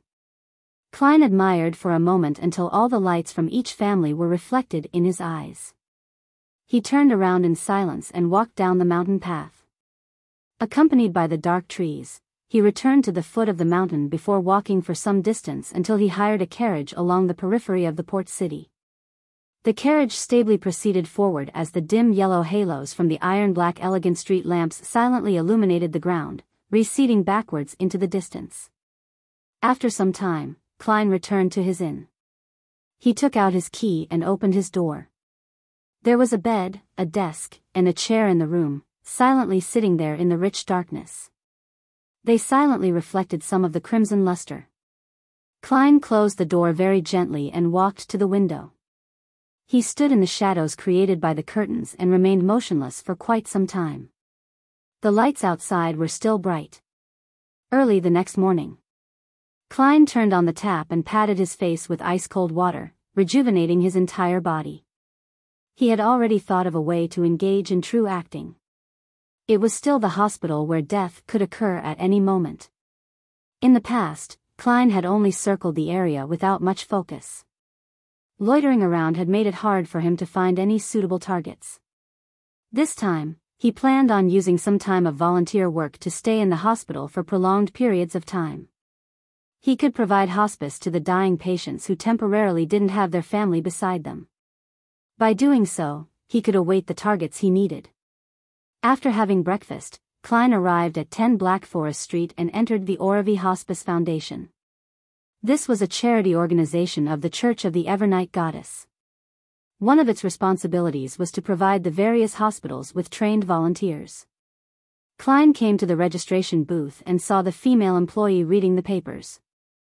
Hence, he lightly tapped the table to attract her attention. "Is there something I can help you with?" The lady lowered the papers and asked. "I wish to do some volunteer work," Klein said succinctly. "Name?" The lady looked up at him. Suddenly, her eyes froze as her right hand trembled. The fountain pen she had just picked up fell to the ground.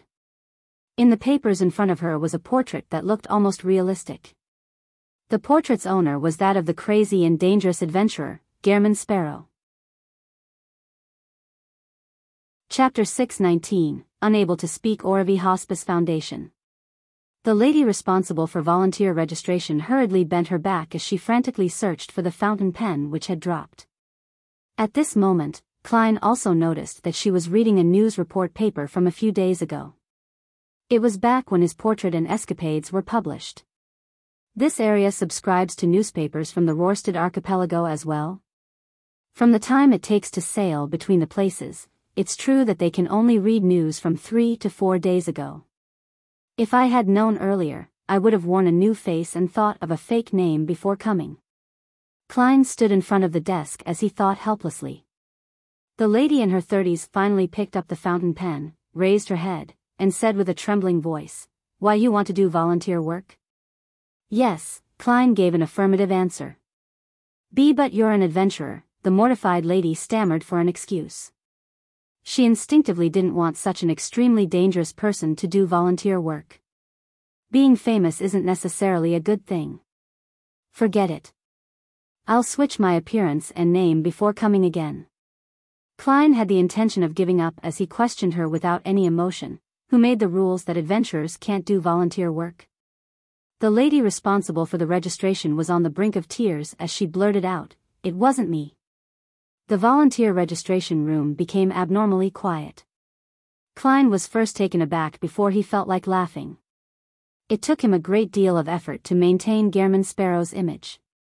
After the lady calmed down, she sensed that her answer was clearly problematic. She forced a smile and said, "No, I mean this isn't regulated by anyone. My impression of adventurers is that they are very busy. They need to be out at sea and have very little time to do volunteer work." "That's them," Klein answered succinctly. The lady held her palm to her mouth as she revealed a smile. "All right. I'll immediately help you with your registration." As she spoke, she pulled out a form and handed it over. "Please fill it in. We will provide the corresponding training and volunteer jobs according to your requests. We will contact you, or you can always come over to inquire for any updates." She had already made up her mind not to put Gehrman Sparrow's form into the docket. Instead, she would hand it directly to the Foundation's person in charge and the police. "Goddess, why is this dangerous fellow here to do volunteer work?" She secretly drew a crimson moon on her chest. Klein nodded in silence. He took the form and sat down. Picking up a fountain pen, he began filling in his basic information. During this process, a man in a doctor's gown entered and asked, "Joanna, are there any new volunteers? We'll begin the morning training." Joanna, who was in charge of the registration, had the intention to shake her head. However, Gehrman Sparrow, who sat opposite her, gave her an intense sense of pressure even though he remained silent and didn't raise his head. She didn't dare to lie. "There is," she first replied to the man and then looked at Klein. "Mr. Sparrow, do you wish to receive the basic training for volunteer work now, or do you wish to wait until tomorrow?" Klein thought for a moment before saying, "Now." He planned on familiarizing himself first, allowing him to show his professionalism at volunteer work after changing his identity.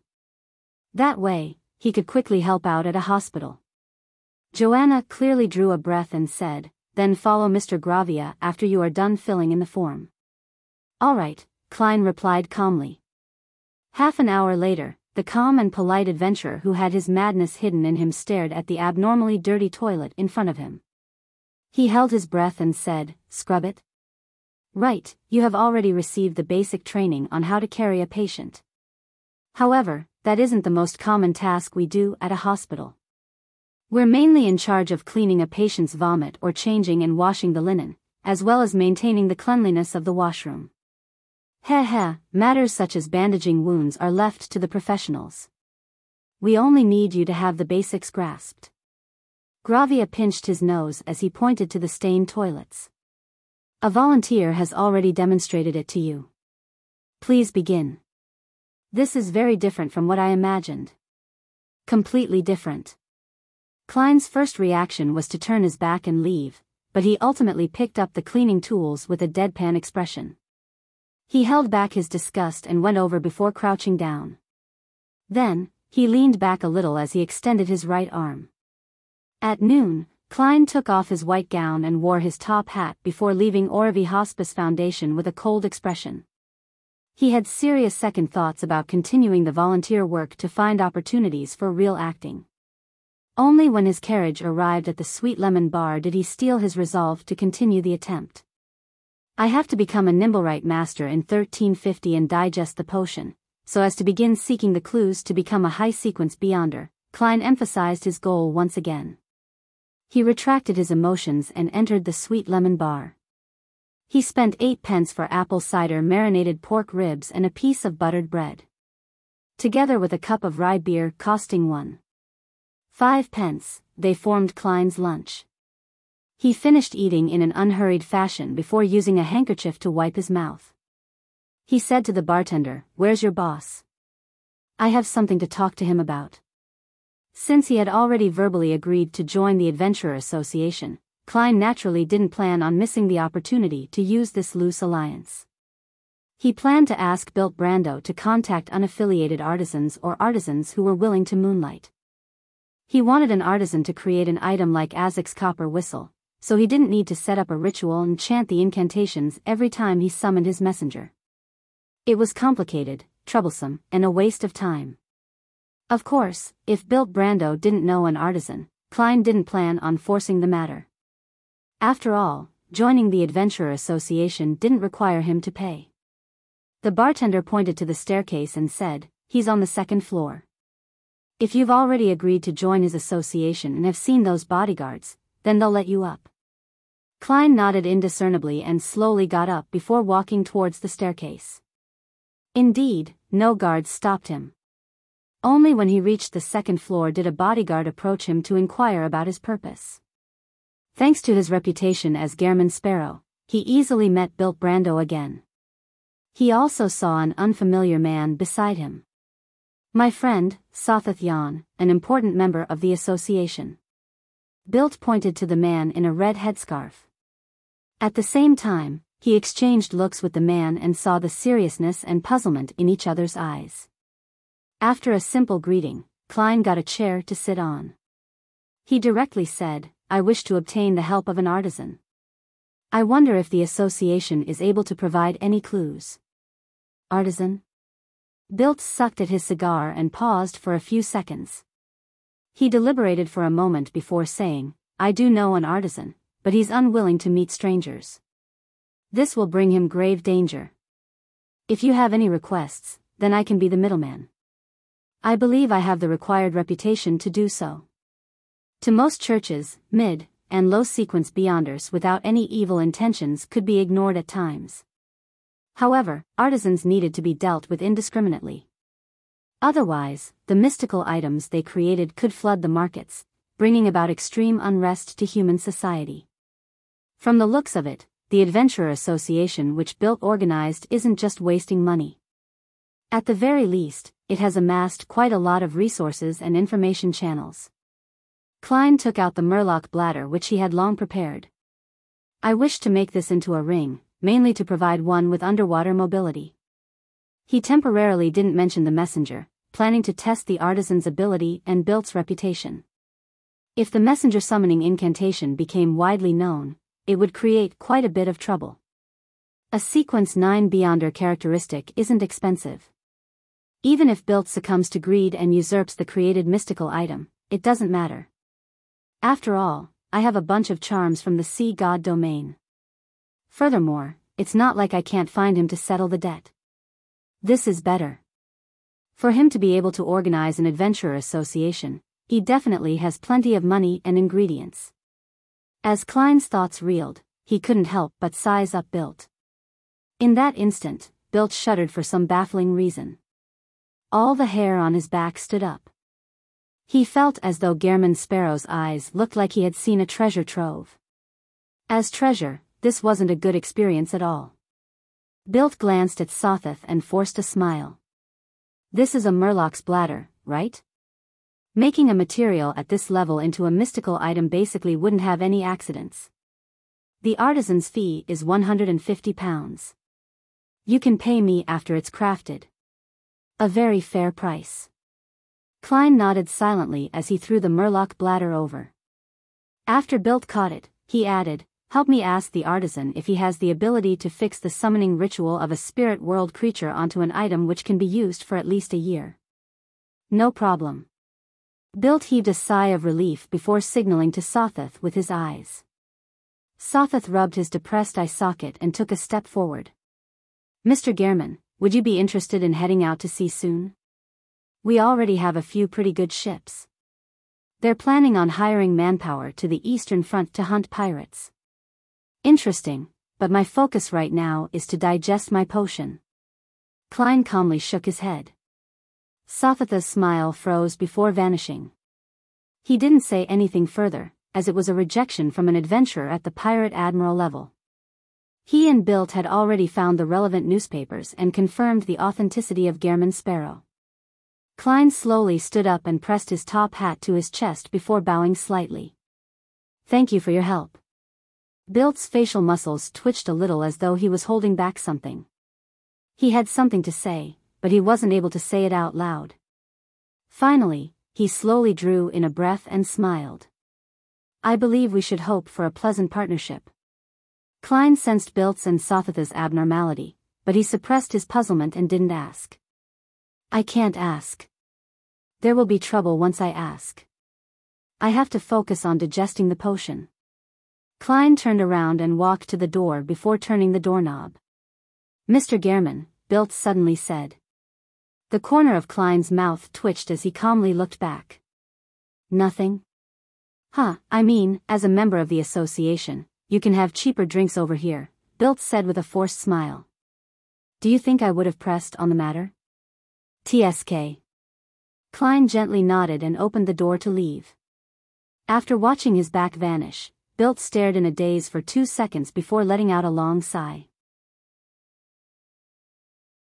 Chapter 620, Stand-in Mission. Inside the room, Sothath pressed down on the edges of his eyes when he heard Bilt's sigh. He said in a deep voice, "Boss, that important figure will arrive the day after tomorrow." Bilt's expression turned serious as he looked back. "I know. We only have 2 choices. First, we ignore whether Gehrman Sparrow is worth trusting, and we entrust him with the mission. We can only hope for the best outcome. Second, we immediately abandon our business in Oravi, leaving with our cash and jewelry to become pirates at sea.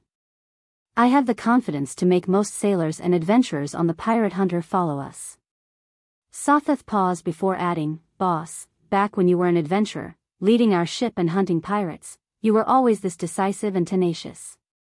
I believe you have already made your decision.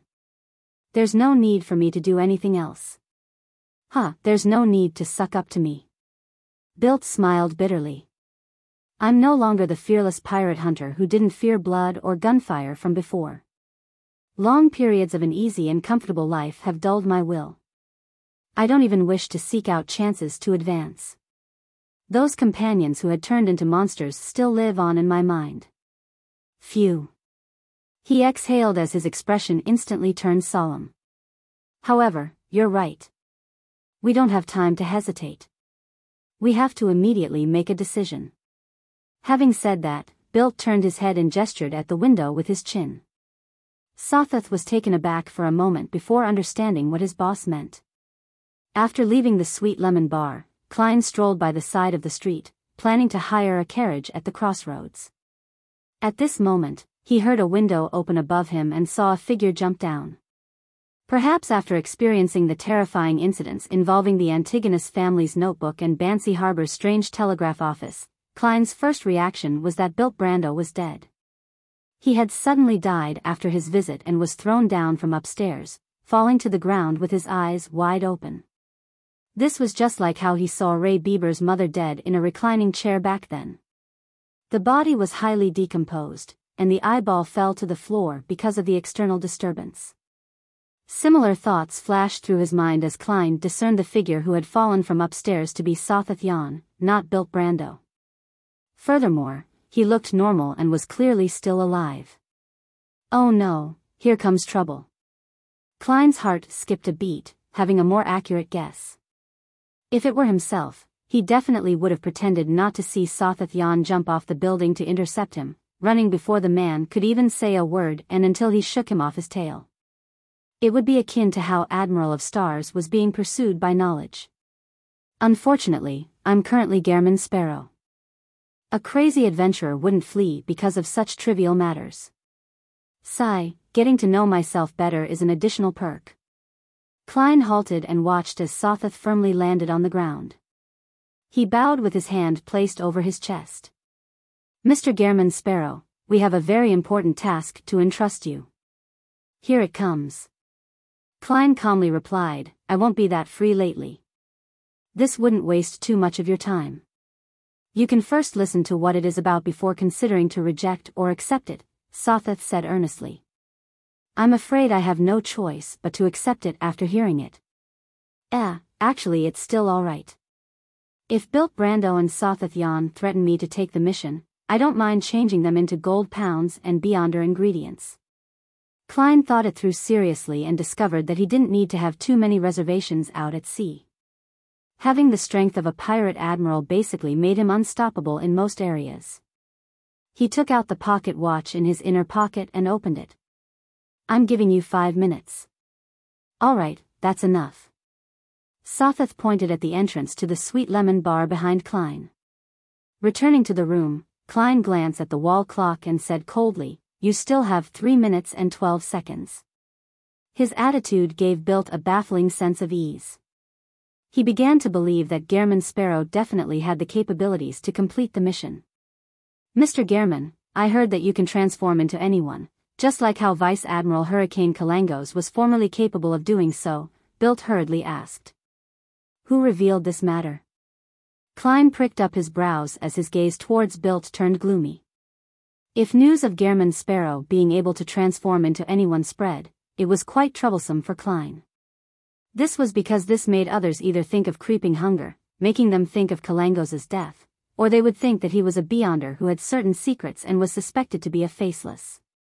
The former would attract the attention of the Twilight Hermit Order, while the latter would attract the attention of the Church of the Evernight Goddess, who would send personnel to investigate. Of course, the Church of the Evernight Goddess wasn't a powerful force at sea, so Klein didn't need to worry too much about it. He just didn't wish to be in conflict with the Nighthawks. If that happened, he had no choice but to abandon his identity as Gehrman Sparrow. This was at the critical point where more and more people knew of the crazy and powerful adventurer who had a soft heart while he was being acknowledged and gaining feedback. Bilt sensed the change in Gehrman Sparrow's gaze as he tensed up. He chuckled and said, This was news released from the Black Death. Tracy. She's trying to seek revenge on me by doing so. One day, I'll successfully hunt her. Klein nodded slightly and said, You can think of it as real. He didn't explain how he received his powers of shape-shifting, as this didn't match Gehrman Sparrow's persona. Bilt heaved a sigh of relief and said after 2 seconds of silence, We're helping an important figure to search for a stand-in. Under Gehrman Sparrow's ambiguous gaze, he explained in detail, that important figure needs to independently deal with a secret matter that he doesn't want others to know of, therefore, he needs a stand-in to represent him in dealing with his daily affairs. He would meet different guests and socialize with his mistress without revealing a problem. He will take 3 to 5 days to return.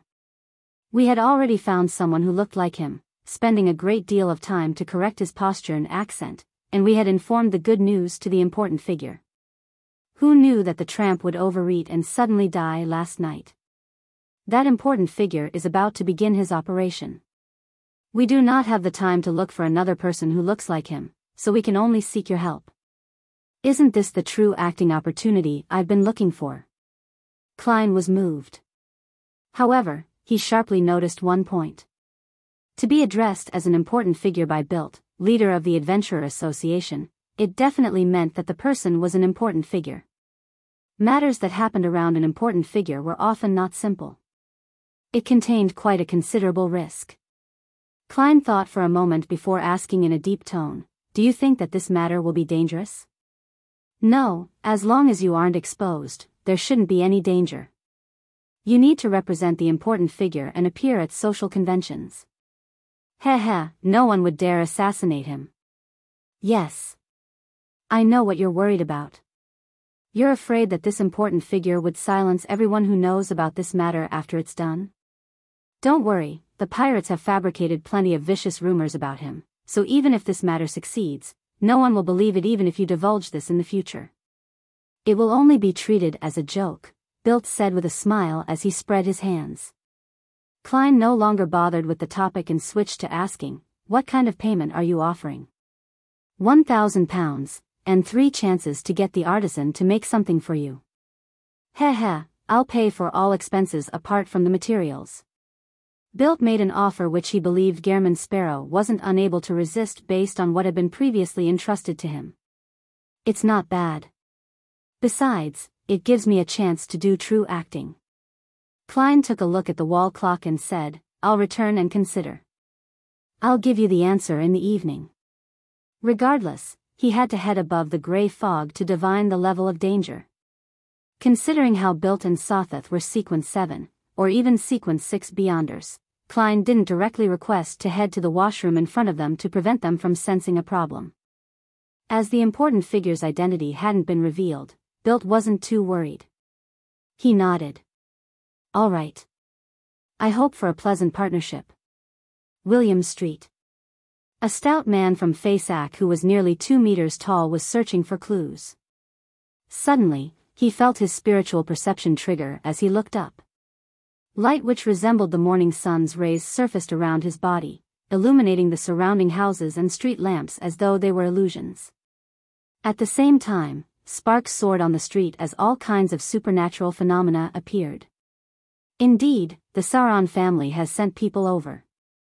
The man from Fasak who had his suspicions cast his gaze straight down the street. He saw nighthawks wearing red or black gloves as black gun barrels covered with complicated patterns extended out of the rooftops. They were aimed at him while the surrounding passers-by didn't seem to notice anything amiss. He also saw the Church of Steam and Machinery's Archbishop of the Backlund Diocese, Horimic, and the Church of the Evernight Goddess's Archbishop of the Backlund Diocese, St. Anthony. Immediately following that, he caught sight of members of the Sauron family raising their hands above their heads through the corner of his eye. The powerful Fasak spies also did the same thing. They had decisively chosen to surrender. Resistance only spelled certain death. There was still a chance of being repatriated by surrendering. At 6:30 that evening, Klein once again came to the Sweet Lemon Bar where he met Bilt and Sweet Lemon Bar. He expressionlessly said, an advance of £500. Then, you will need to tell me who I'm supposed to change into.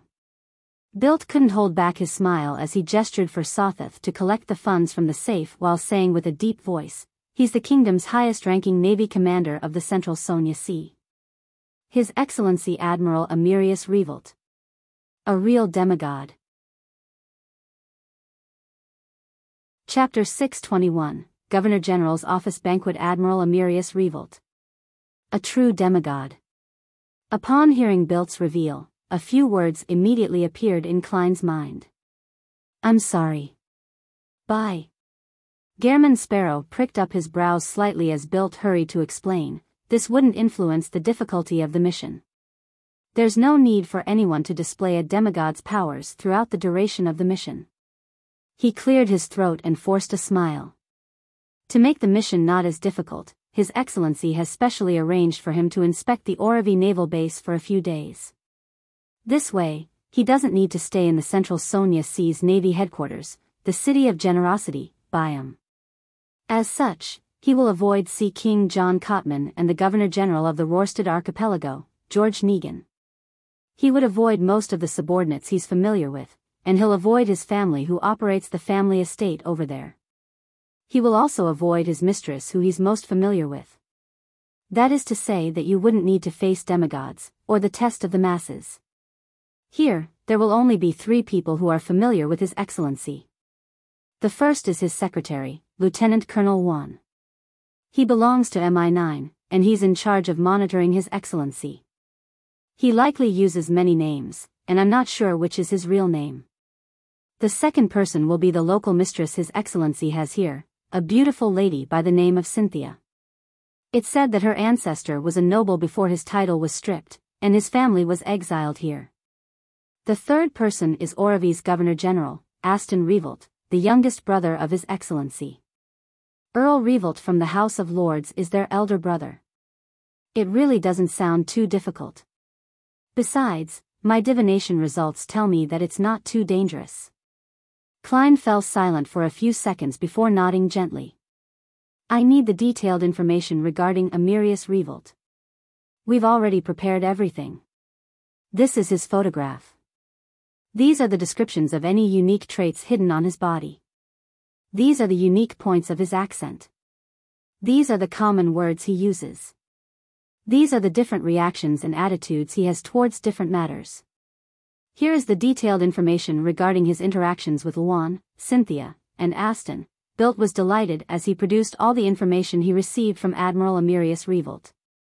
Klein first took the photograph and saw a middle-aged gentleman with black hair and blue eyes. He had a strict and old-fashioned demeanor, and his hair was a lot more voluminous than most lone men. He nodded indiscernibly before looking up. I know this is a lot of information, but I believe that you can memorize them all in 2 days. You have to be very professional in such matters. Before Bilt finished his sentence, he subconsciously took a step back because the person before him wasn't Gehrman Sparrow but Amyrius Revolt. The strict and arrogant vibes he exuded was no different from the actual person. Holy Lord of Storms, this is almost a miracle. Bilt looked him up and down, and he couldn't help but be amazed. However, you can be another 3 centimeters taller. Your legs can be thicker. But it's fine, there's no rush. His Excellency will arrive the day after tomorrow with the Imperial Navy's 1st Central Sonia Fleet. He would inspect the Oravi Naval Base in the morning and attend a banquet held at the Governor General's office. I have an invitation to it, and I can bring you there. You can watch from His Excellency's actions and the way he interacts with different people from the side. As he spoke, he received the 500 pounds that Sothoth had taken out from the safe. He handed it to Klein and said, I hope for a pleasant partnership. Klein weighed the notes in his hand and studied it with a few glances before saying, I hope for a pleasant partnership. Backlund, William Street. As an inconspicuous member of the Red Gloves, Leonard Mitchell leaned on the outer wall of a house, awaiting the preliminary investigation work to end. He had his right leg raised slightly, with only his toes to the ground. It made him look desultory. After a while, he saw his teammate return with a somewhat complex expression. He was excited, puzzled, expectant, and nervous. Thompson, is there a conclusion? Leonard's heart stirred as he leaned over with a smile. Yeah, Thompson nodded and answered frankly. Both sides have spoken the truth. They have no way of lying in their dreams. Thompson, with his thin hair, wore his top hat once again. Their descriptions are uniform. Beneath this street is a ruin belonging to the 4th Epoch's Tudor dynasty. The entrance is indeed that abandoned chapel. No one knows if there's another entrance for now. Is that so? Leonard didn't delve into the details as he exchanged a few words before moving to the sidelines.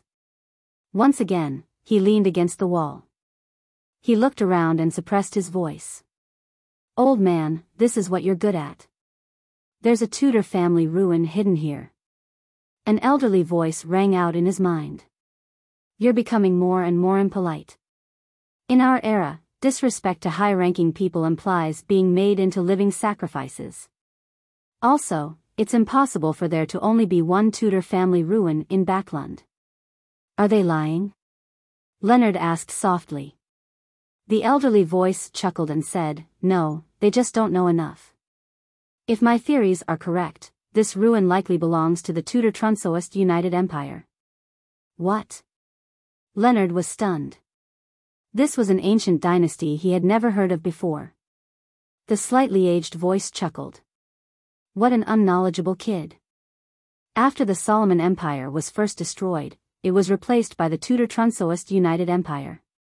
Its double consul ruled all of the northern continent. Double consul, Leonard ruminated over this phrase. The slightly aged voice chuckled and sighed. In the ruins underground, there should be 41 inverted candlesticks on the left and 40 on the right. 2 of them look like they belong to the throne of a giant, and... Heh. It might be where Alista Tudor became Blood Emperor. Leonard frowned slightly before easing them. He said with a relaxed smile, there must be quite a lot of secrets hidden in there. Of course, but you aren't qualified to know it. The slightly aged voice sked. Leonard curled his lips indiscernibly and said, what follows next is the exploration of the ruins. The slightly aged voice chuckled before falling silent. A minute later, Leonard saw Archbishop St. Anthony and the Church of Steam's Archbishop Horamic end their conversation as they returned to their own camps. Immediately following that, Horamek ordered all machinery hive mind personnel to leave, leaving the area to the Church of the Evernight Goddesses Nighthawks. What happened? Upon seeing this scene, Leonard was filled with puzzlement.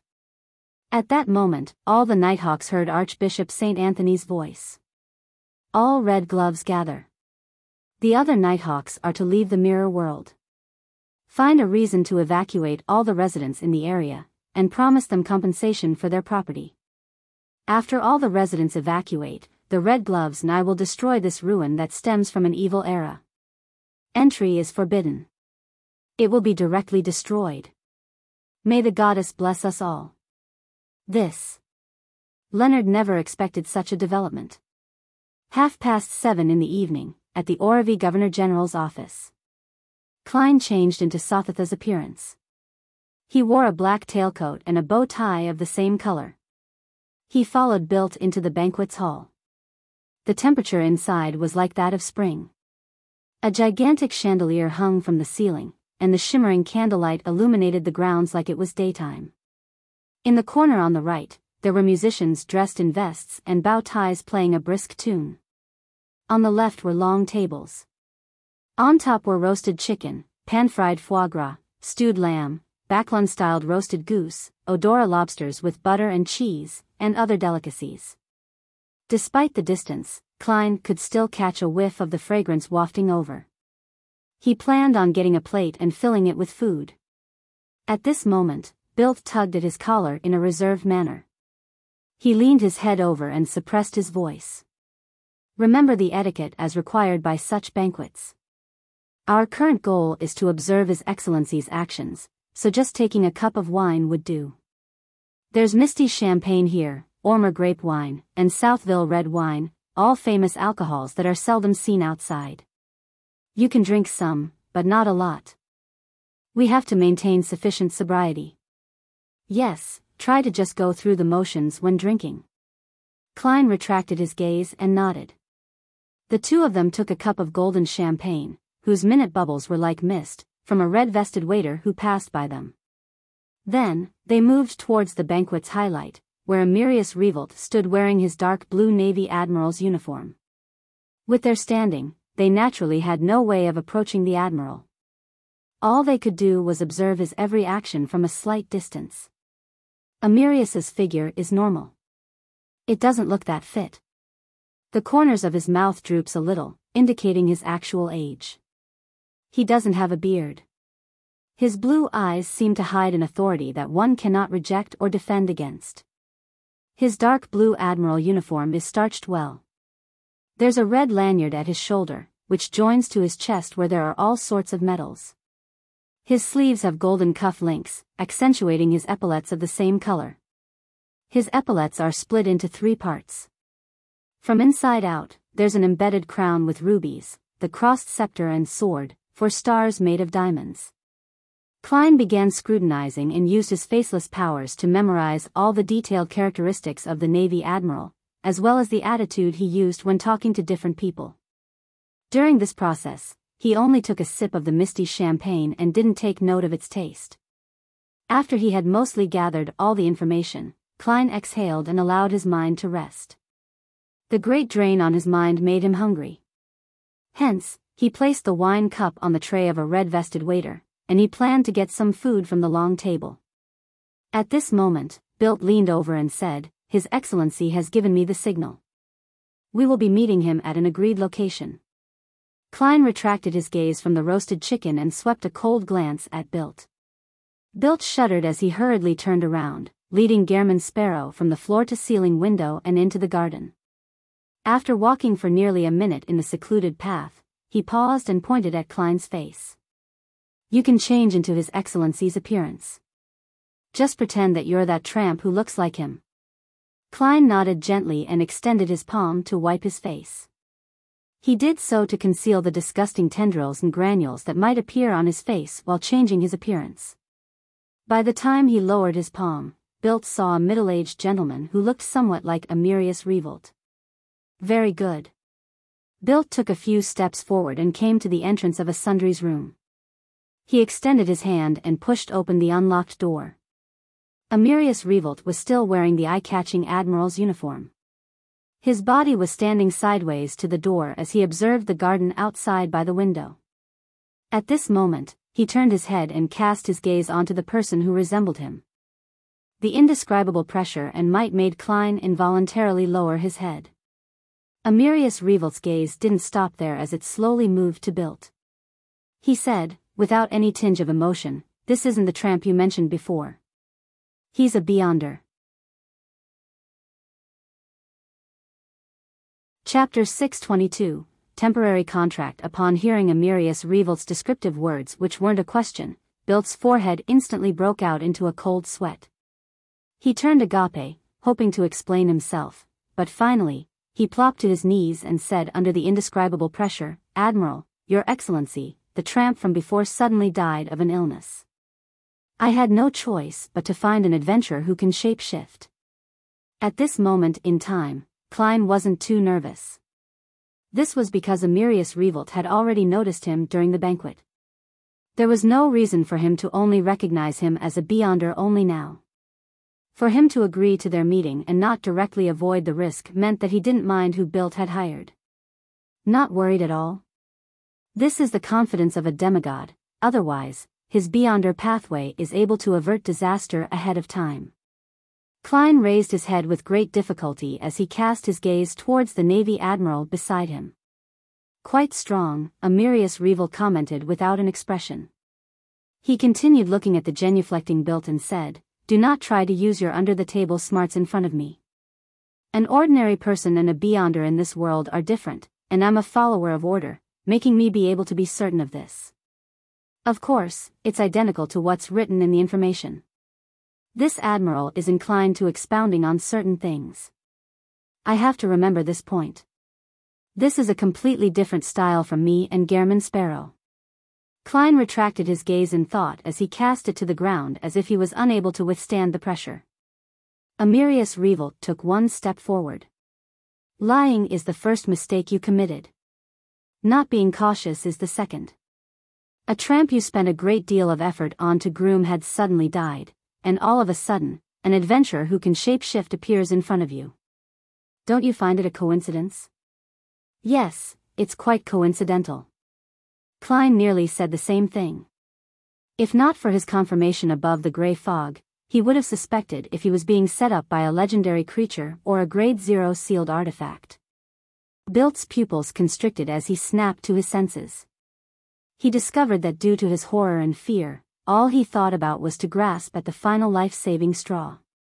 He had lost the caution brought about from his experience, having not considered whether Gehrman Sparrow's appearance was a coincidence or not. The tramp had suddenly died on the day he arrived at the Sweet Lemon Bar. The more Bilt thought about it, the more he felt as though he had fallen for some intricately planned trap. As Amyrius Revolt watched Bilt's expression change with enlightenment and regret, he nodded gently and said, "My father, the deceased Earl Revolt, once taught me this. He said to pardon the first mistake of a subordinate.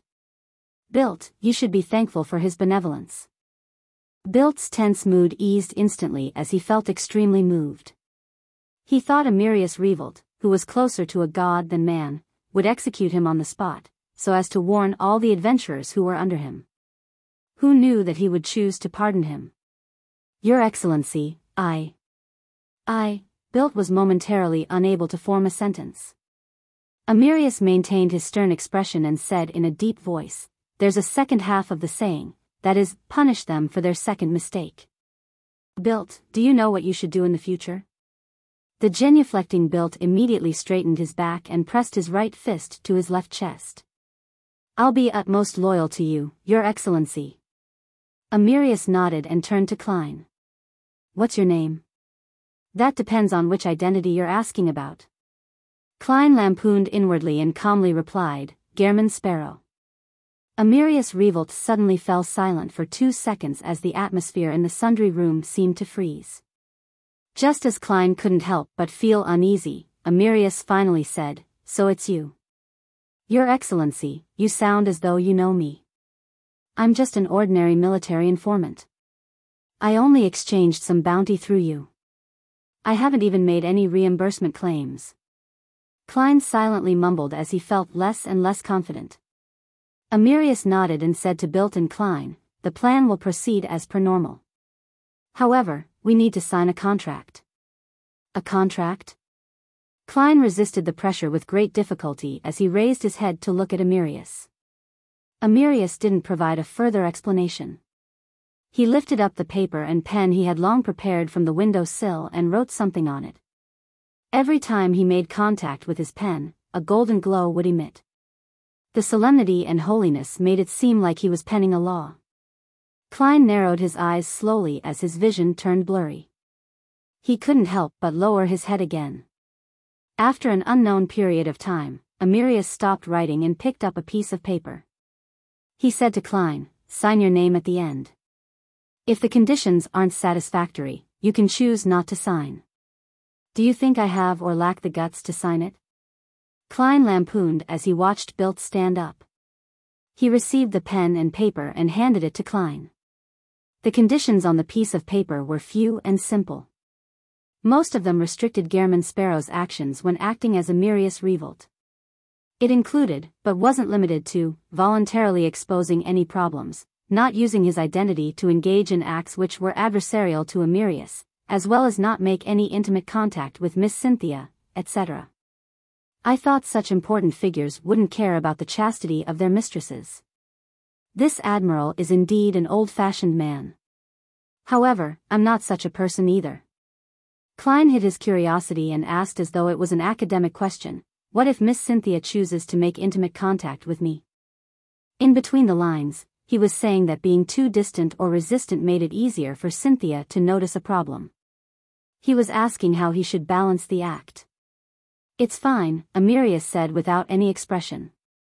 "During the contract's validity, you will not have any desire or lack the ability to do it when facing her. You can do that? This contract is rather powerful. Apart from a contract with spirit world creatures, this is the first time I'm seeing other contracts. Furthermore, the former used the power of the underworld. This contract is only between two parties. Is this a demigod beyond her power of Admiral Amyrius? The Arbiter Pathway?" Klein shot a glance at the dates and discovered that it lasted 5 days. Is he confident that he will return within 5 days, or is his level only capable of implementing a contract for 5 days?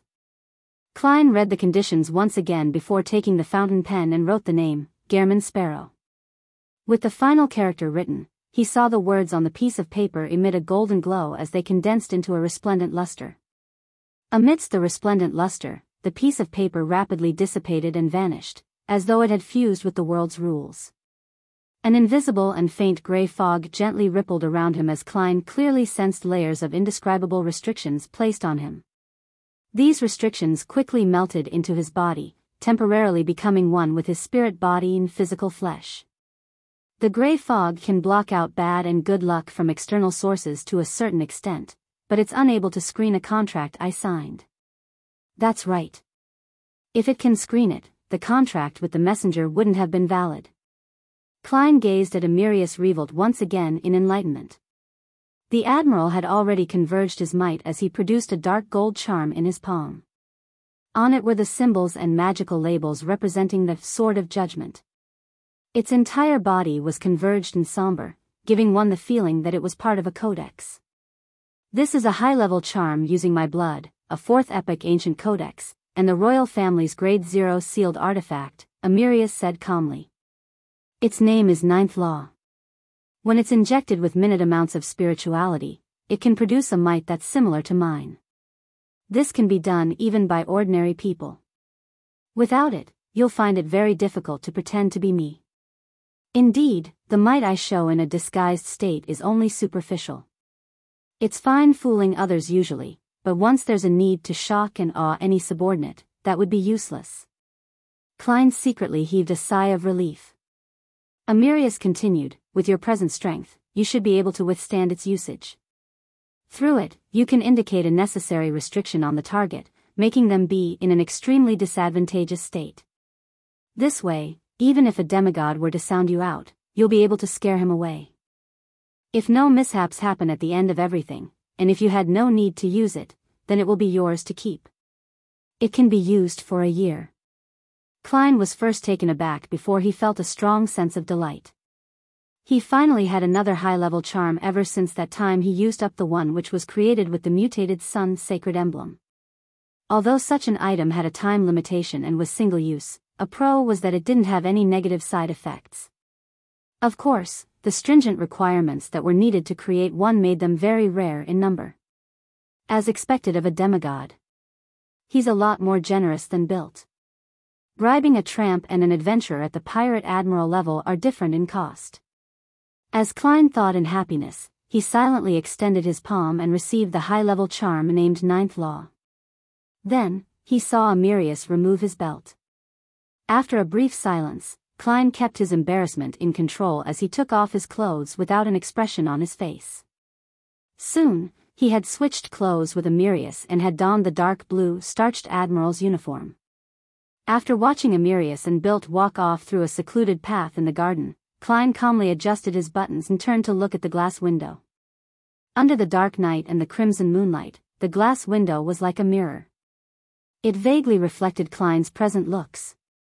He had black hair which was neatly combed back, blue and profound eyes, slightly drooping cheeks, a beardless face, and an old-fashioned and stern demeanor, all while dressed in a dark blue attire with a lanyard, medals, and epaulets. Klein twitched the corners of his mouth as he silently said to himself, "From this moment forth, I'm a Navy admiral."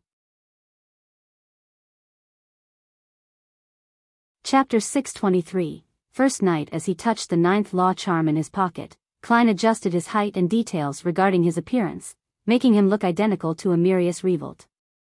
He walked out from the sundry room by using another door and walked down a silent corridor, back into the Governor General's office.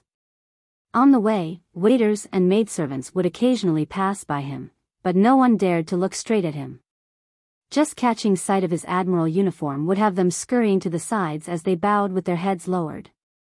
Any person of the same height could probably find his way into the banquet hall when donning these clothes.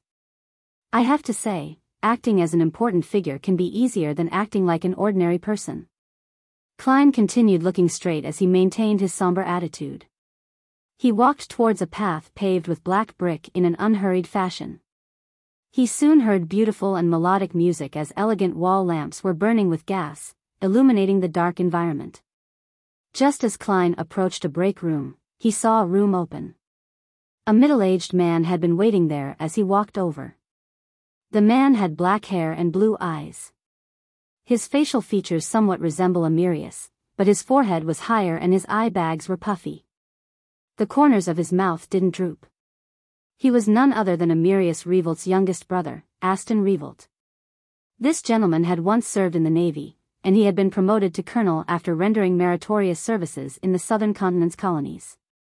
Later, he got sick of his military career, and together with political balance, he agreed to a switch in career and became the Governor General. In the 5 to 6 years he was in Orevie, due to the importance placed on the island's location and resources, he pushed for the Revolt family to mass-purchase farmland and estates, allowing him to own plenty of property. This wasn't completely obtained through his powers either. Aston and the Revolt family had paid a sufficient price, and they even took loans with the bank. It wasn't like the Balam East Coast where land belonging to the Faysac people were forcefully bought at extremely low prices. Of course, if he wasn't Governor General, then Orevie and his elder brother wouldn't be the highest commander of the Central Sonia Seas Navy, and the Revolt family wouldn't have so easily convinced their targets to sell such excellent farmland and estates. Here comes the test. Klein calmly approached and stopped in front of Aston Revolt. Aston looked around and asked in a deep voice, "Have you decided on that matter?" "What matter?" Klein first felt blank before he recalled an introduction in the information he received. If Aston requests for a private chat or asks for an answer to a certain matter, tell him that an answer will be given to him when departing from Orevie. Admiral Amyrius really anticipated this. I just need to watch my attitude and tone. Yes, I also need to use the unique terms and pronunciations used by lone aristocrats. Klein gently nodded and sternly said, "Wait a few more days. The answer will be given to you when departing from Orevie." Aston didn't raise any doubts as he chuckled. You seem to be waiting for something to give you the strength to decide. That matter that Admiral Amyrius has to do himself? Klein's heart stirred as he familiarly used the tone of high-level personnel. Keep your conjectures to yourself. With that said, he took a step forward and walked towards the banquet hall. Aston Revolt focused on his elder brother's back, his expression gradually turning cold. He then shook his head slightly. After entering the banquet hall, Klein surveyed the area and walked towards the long table with food on it. From time to time, he would stop to exchange pleasantries with people who came near him. During this process, he realized that he didn't need to understand the topics raised in any conversation. All he needed to do was nod occasionally, allowing the conversation to harmoniously progress until its end. Indeed, the status of an important figure makes certain aspects of acting easy, but correspondingly, there are certain matters that can be difficult. Klein tore through one obstacle after another before finally arriving at the long table. He casually picked up a plate and told himself that Admiral Amyrius liked fish, beef, and lobster, while disliking chicken and goose. Therefore, he avoided food like the roasted chicken and Backlund-styled roasted goose. He picked up some beef, fried dragonbone fish, and Odora lobster with butter and cheese. As the metallic containers had their bottoms lined with asbestos, with red-hot charcoal burning under it or steaming hot water, all of the food maintained an appropriate temperature. Klein nearly broke down, destroying his persona when he took the first bite. He tried his best to maintain Admiral Amyrius's image as he held his plate and chatted with the port city's member of parliament, navy suppliers, etc. He seriously listened to what they had to say, stuffing food into his mouth from time to time. He noticed that a young man in a tailcoat kept following behind him. He had neat, blonde hair that he combed backward. He had a receding hairline with light blue eyes. He looked handsome and gentlemanly. Identical to the picture. Amyrius's secretary, Juan. Klein controlled himself and didn't size him up. He wanted to fill his stomach before the end of the banquet. Once out of the Governor-General's office, Klein boarded the carriage which was guarded by bodyguards. He sat beside the wine cabinet.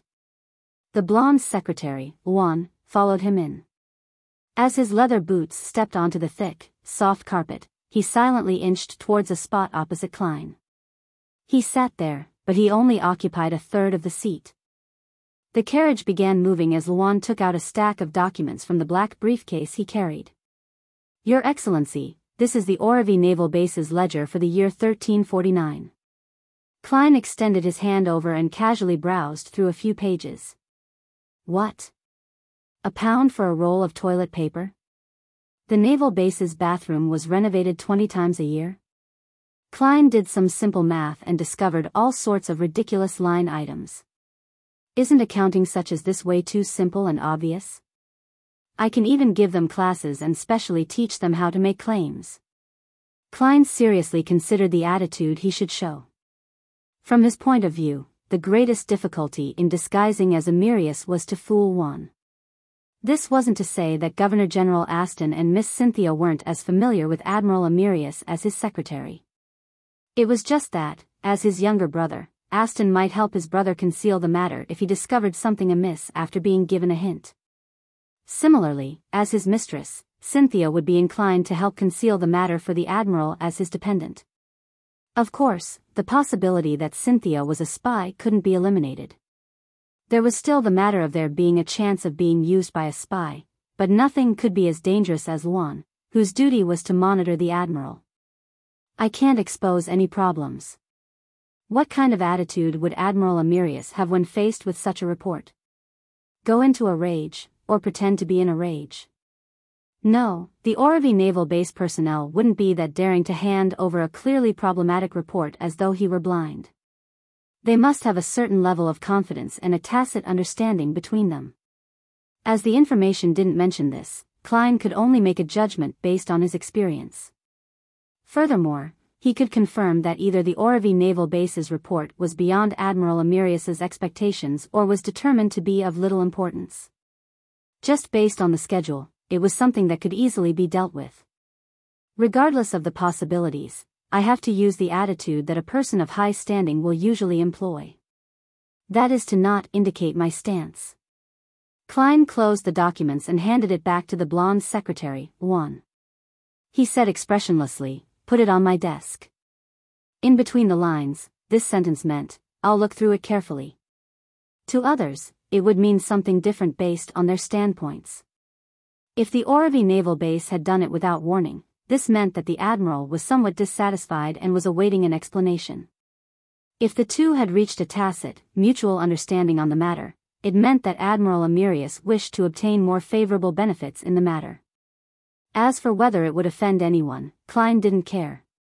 After all, he wouldn't be Amyrius Revolt in a few days' time. He believed that a true demigod had the means to repress the anger of his subordinates. In addition, he was grateful that Amyrius wasn't a demigod of the Church of Storms. Otherwise, he had to consider whether to nod his head and pass the report, or throw the document back in anger while throwing a few people and passing into the sea to feed the fishes. "Yes, Your Excellency." The blonde secretary, Juan, didn't change his expression. He stuffed the document back into his black briefcase as though he had long expected such a response. On the way back, Klein leaned into the carriage according to Amyrius Revolt's habits. He half closed his eyes as though he was contemplating certain matters, but in fact, he wasn't thinking of anything. Juan maintained his silence and didn't speak at all. Human-height iron-black street lamps were quickly left behind as the carriage drove close to the naval base before taking a bend into a house with a garden and lawn. Just as Klein walked up the steps, a butler opened the door for him as servants lined the two sides, reverently awaiting his entrance. The living room was decorated in a very classic manner. There were oil paintings of beautiful scenery hung up, limestone statues, simple and elegant vases, etc. A faint but lingering fragrance emanated in the room, one that reached into the heart. Klein, who should have relaxed, ended up tensing up as he saw a beautiful lady walk towards him in a home gown. She looked to be in her early 20s. Her blonde hair cascaded down, and when she cast her blue eyes over, it was as though there was a glow hidden within them. While filled with gentle feminineness, there were still some remnants of her youth. She was none other than Admiral Amyrius's mistress, Cynthia. Klein held back his discomfort and allowed Amyrius's stern face to reveal a smile as he widened his arms. Cynthia threw herself into his arms and tiptoed. With her cheeks by his cheek, she whispered with a smile, "Admiral, I've already heated the water for you in the bathtub." This means she had someone monitor the end of the banquet. Being a mistress isn't something simple either. Admiral Amyrius does like to take hot baths so as to relax his thoughts. In order to ignore how close their cheeks were, Klein allowed his thoughts to wander. As a straight man, he should have felt embarrassed while also being rather glad to be approached by such a beautiful member of the opposite sex. However, the temporary contract made him have zero urges. Hence, all that was left was awkwardness. "Very good," Klein praised her as he gently pushed Cynthia away, having had nowhere to place them. Knowing that the Admiral didn't like to be intimate in front of the servants, Cynthia retreated and led Klein to the second floor. He was brought into the bathroom as he prepared a bathrobe for him. After doing all of this, Cynthia instructed the servants not to come to the second floor unless they heard the bell ring. Then, she returned to the bedroom, took off all her clothes and changed into a nightgown made of silk. Her nightgown revealed plenty of her chest. It was an alluring snow white, and deep in her cleavage was a special necklace pendant. It was like a miniaturized black rhinoceros horn about the length of a finger segment. Cynthia took off the necklace and stuffed it under her pillow. Amidst her blushing and hesitation, she left the bedroom and came outside the bathroom where the Admiral was bathing. Mustering her strength, she pulled at the handle. Creak. Her hand paused. She realized that the bathroom's door had been locked from the inside at some point in time. With a blank look, Cynthia instinctively yanked at it again. Creak. Creak. The bathroom's door didn't budge an inch. Chapter 624, warning: the bathroom was partitioned inside. The emanating steam covered the entire bathtub. Apart from his head, Klein's entire body was soaked in the hot water. He lay there in such great comfort that he didn't even wish to move his toes. What a beautiful night. If only there was no Cynthia outside. I still have to deal with her later. Klein sighed as he considered what excuse to use to avoid being intimate with her. In accordance with Admiral Amyrius Revel's traits, he decided to first use work as an excuse. After that would be the excuse of him not feeling well, him losing the ability to have sex, him needing some time to digest any medicine he had just taken, and how he had suddenly realized his true sexual orientation, making him find curly-haired baboons extremely attractive. As for whether this would damage the Admiral's image, Klein didn't feel the slightest bit of pressure. As long as he prevented Cynthia from suspecting that he was a fake Amyrius Revel, he would have perfectly completed his mission. The subsequent explanations for those excuses and how he finds an excuse to explain his recovery would all be Admiral Amyrius's problem. What has that got to do with me, Gairman Sparrow? And what has Gairman Sparrow's ruined reputation have to do with me, Sherlock Moriarty? Klein stood up in satisfaction as he walked out to the dry partition while dropping wet. He got a bath towel and dried himself. After changing into a hanging bathrobe, Klein inhaled silently as though he had unlocked a major enemy in his quest. He opened the door to the bathroom. Seeing the corridor empty, with only the light from the wall lamps on both sides illuminating the darkness, Klein felt slightly relieved and was no longer as tensed. This is almost the same feeling as challenging a pirate admiral. As he mumbled, he realized a serious problem. He had no idea which of the rooms was the master bedroom or study. Regardless, I have to inform Cynthia, otherwise, it would make Admiral Amyrius appear strange. Klein recalled the layout of similar houses in an attempt to accurately find the master bedroom. At this moment, the door to the room diagonally across him creaked open. Cynthia, who was draped in a silk nightgown, walked over. Her blonde hair appeared wet and messy as they cascaded down. There were even a few strands of hair fluttering in front of her blue eyes and bright red lips. It hid the glow in her eyes as her lips were somewhat closed. She appeared extremely alluring under the dim environment. The neckline of the silk nightgown was very open, as snow whiteness and a deep cleavage was reflected in Klein's eyes.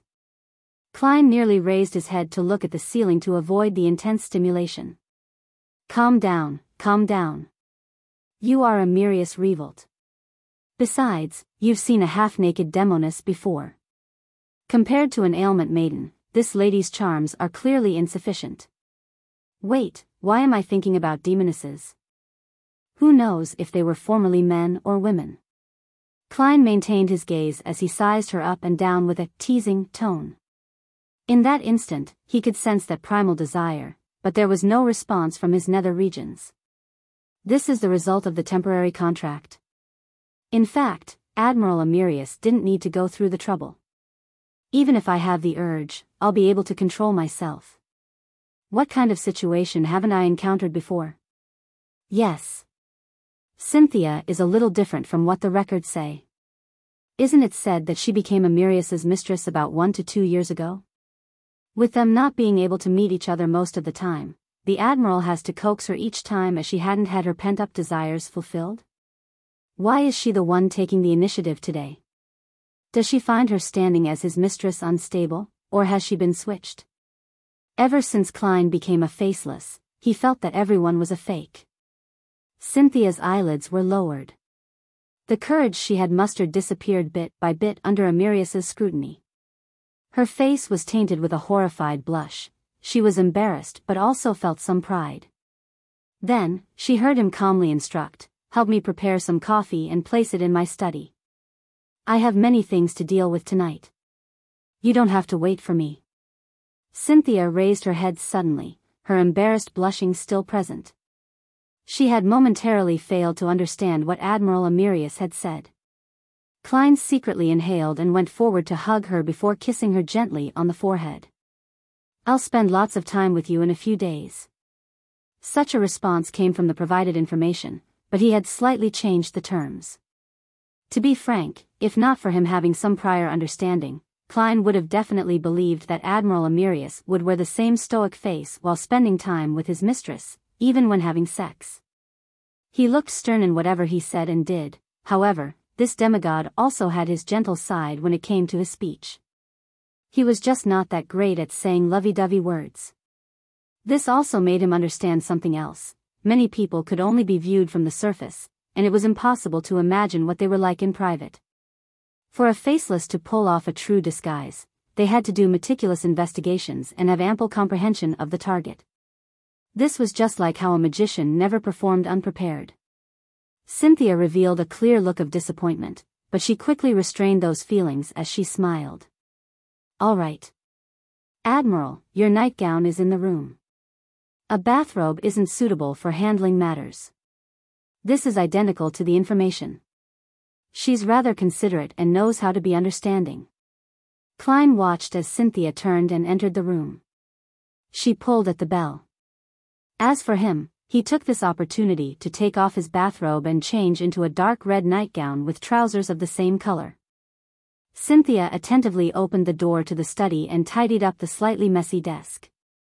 Later, she waited for the maidservant to finish making the coffee before personally taking it and delivering it by hand. During this process, Klein read the documents and information, acting as though he looked extremely professional. But in fact, he had little idea about the data and designs plans of ironclad warships and sail battleships. He was no different from an illiterate.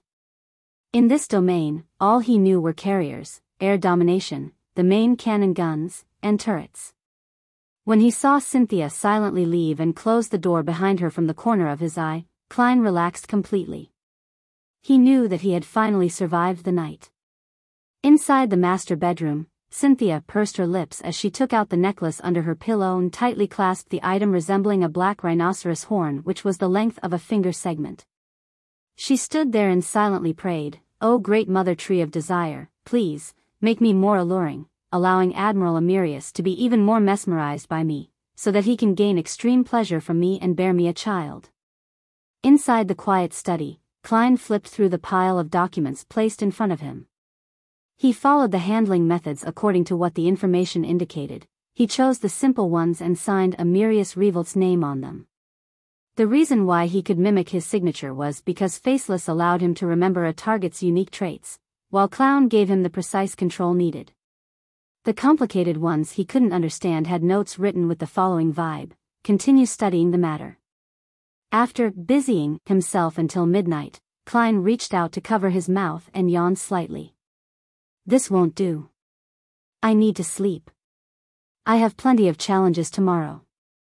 I have to maintain sufficient strength and energy." Klein thought for a moment and gave up the idea of returning to the master bedroom. He raised his right hand and pressed down on his half-closed eyes.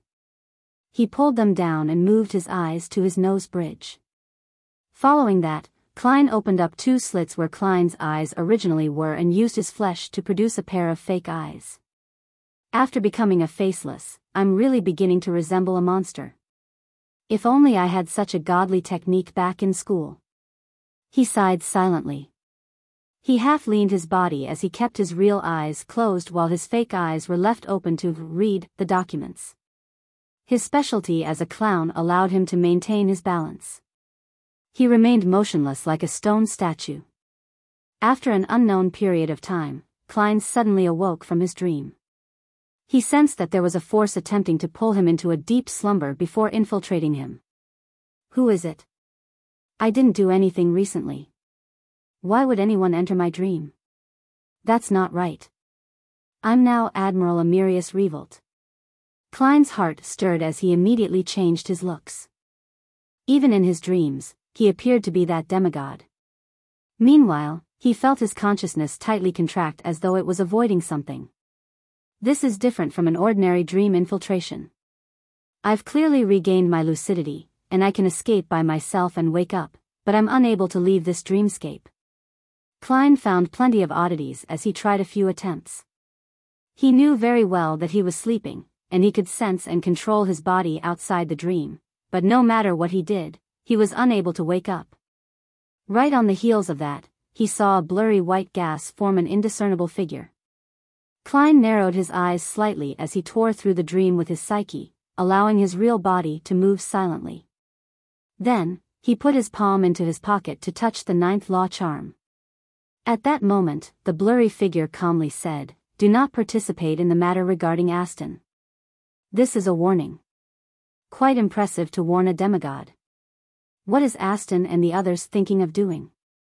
Klein thought for a moment and emanated his spirituality, allowing the ninth law charm to produce a deep sense of dominance. Then, he imitated it and produced the same feeling in his dream. He said with a deep voice, "Who are you? Who do you represent?" The blurry figure was taken aback before he said with a laughing sigh, as expected of law weaver Amyrius. "You actually managed to maintain your lucidity in such a situation." No. Although Amyrius has a title of law weaver, he's not adept in such matters. "You should say, as expected of Lord Fool." Klein lampooned and sternly said, "Answer my question." The blurry figure chuckled. "You don't need to know who I am. As a demigod, you should be clear that everything is fated, likewise for the times. Do not resist the fate of an era, which is also the trend of the times. This will only make you a sacrifice of history." Fate of an era, the trend of the times, sacrifice of history. When he heard this, Klein suddenly thought of a term, Twilight Hermit Order. However, Klein didn't say a word, nor did he say those words. This was because Admiral Amyrius would be him for the next few days. Seeing law weaver Amyrius fall into silence, the blurry figure didn't say another word. It turned into a emanating white gas before vanishing from the dream. Chapter 625, Successful First Day Few. What exactly are Amyrius and Aston Revolt scheming about? To attract a warning from the Twilight Hermit Order. Unless it can truly change the times and influence the direction of history, this ancient and secretive organization wouldn't even show itself or reveal its identity. Klein stood by the side of a magnificent castle in his dream, thoughtfully watching the spot where the blurry figure had disappeared from. Amidst his thoughts, he suddenly snapped awake and was no longer as certain about his theory. The ploy which Admiral Amyrius and his brother are planning might not really influence the trends of the times. Although the Twilight Hermit Order only involves itself in important matters, as a leader of another secret organization, Klein clearly knew that apart from carrying out the organization's own mission and values, it also provided help among members. From Emperor Roselle's diary, I can tell that the Twilight Hermit Order has members from different domains, standings, and sequences. Apart from a number of them fervently believing in the original creator as they await the coming of Twilight and the awakening of the true God, the rest are only seeking to benefit themselves. Under such circumstances, as long as the organizer doesn't strictly implement order, there would naturally be missions entrusted between one another. Perhaps, the matter Aston Revolt is planning affects a particular member of the Twilight Hermit Order who was made aware of it ahead of time. He entrusted the matter to another member and used the excuse of the trend of the times to warn Amyrius Revolt. Working from this logic, the concealed matter is rather interesting. With the level of the Twilight Hermit Order, Law Weaver Amyrius, who's likely only a sequence 4, isn't too difficult a target to eliminate. I even suspect that they can mobilize up to 3 or more angels in a manner that's far superior to the 7 churches. Then, why didn't they take action directly and instead gave an advanced warning? Back in Backlund, if an angel were to appear, who knows if some true god would descend upon the land. Therefore, the Twilight Hermit Order had no choice but to use a more roundabout and discreet method to deal with Duke Negan. But this is the Oravi Island. Even high-sequence Beyonders aren't stationed here. The warning is because the Twilight Hermit Order advocates secrecy and doesn't wish to expose itself, so they're trying not to use overly intense methods, or is it the case that the member who assigned the mission doesn't wish to see Amyrius killed? To him, this admiral is still of use, so he's unwilling to give up on him, even if Amyrius might be involved in something disadvantageous towards him? Then, his true identity seems to be confined to certain circles. Klein made a bold assumption, but with no way of verifying it, he could only temporarily put the matter aside and throw it to the back of his mind.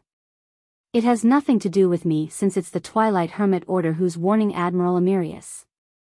As long as I don't involve myself with anything for the next few days, I should be able to last until the mission is completed. Everything else that develops afterward has nothing to do with me. With my present status, I'm still far from investigating the Twilight Hermit Order. I don't even have the right to probe deeper. Klein kept to his beliefs and turned his sights to his tarot club. I just discovered a problem. Other secret organizations have their own aims and values at their core while mixing in the aid that members provide each other. As for our tarot club, it's more impressive. There are only missions given to each other, without any aims or values. No, there are aims and values among some of the members. For example, my dear Moon believes that this is an organization born to save the world. The fool Klein gave a self-deprecating laugh before exiting the dreamscape. He rubbed away the fake eyes and moved his real eyes back to their original position in a very fluid motion when he suddenly paused. That wasn't a simple dream infiltration. Klein frowned slightly as he recalled what had happened. That was because the power had first attempted to pull him into a deep slumber. Back then, I had already fallen asleep, so why would he do so? Captain once said that a nightmare can directly see a dream, so it's impossible to commit such a mistake. Therefore, the visitor hadn't used the beyonder powers of a nightmare, but something else. He located me via the spirit world? Or after he knew my location, he used the sea of collective subconscious, as described by Ma'am Daly, to directly influence my beyonder powers? Yes. I'm more inclined to the second reason. That's the only thing that can explain why I couldn't escape my dream despite having regained lucidity. It's recorded in Emperor Rosel's diary that during his participation in the suspected Twilight Hermit Order, his entry into the gathering was based on a realistic dreamscape that encompassed the entire continent. A realistic dreamscape. Klein nodded and chuckled silently with a sigh. Admiral Amyrius definitely didn't expect the Twilight Hermit Order's warning. It's only because he hired me. If it were anyone else, the stand-in would have already been exposed. That ninth law charm was well worth it. City of Silver, inside the spire, in the room belonging to Chief Colin Iliad. Derek Berg, who had been summoned, saw the grizzled, scarred demon hunter once again as he felt uneasy. After he finished his greetings, Colin sized him up and asked, "You've advanced?" "Yes, I'm already a Sequence 7 Solar High Priest." Derek had long registered his advancement, so there was no need to hide the matter. Colin's light blue eyes, which had seen the vicissitudes of time, moved away as he casually asked, "Do you have the subsequent potion formulas?" The past Derek would have directly answered, no, but the present him was used to thinking over it before answering. If I say no, my subsequent advancement with the lack of experience to support it will definitely make me suspicious. But if I were to answer yes, Chief might ask me to use it to exchange for items so as to nurture more Sun Pathway Beyonders. This will no doubt prove that I'm lying. As Derek's mind raced, he answered sincerely, no. From his point of view, experience could be forged. Colin nodded as if nothing was out of the ordinary. In about 2 months, we'll arrange an exploration mission for you. The team will secure the route and ruins we found with the help of Jack before we make a second clearing. I hope you will receive greater rewards then. Yes, Your Excellency. Just as Derek answered, he suddenly recalled Shepherd Lovia. After daybreak, Klein changed into his clothes with the help of Cynthia, enjoyed a sumptuous breakfast, and took the carriage under the escort of the Admiral's bodyguards to the Oravi Naval Base. In the morning, under the companionship of the Rear Admirals and Colonels, he inspected the conditions of the ships, ordnance stores, the newly built training grounds, and the bathroom which had been renovated 20 times over the past year.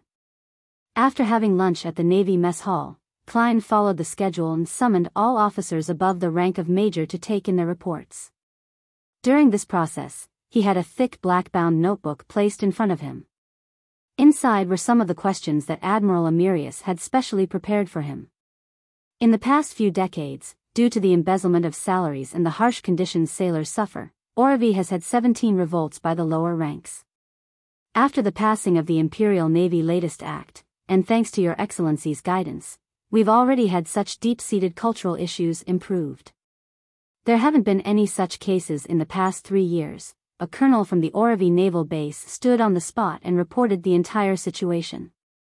He would raise his head from time to time to look at Admiral Amyrius Revolt and discovered that he was listening very seriously while taking notes. The scribbling sounds made none of the officers dare to not be at their best. Similarly, they took note of the important points. The colonel who received a positive response unknowingly spoke up louder while reporting. How boring. Klein held his fountain pen and had randomly drawn creatures like turtles, cuttlefish, and dragons on his black-bound notebook.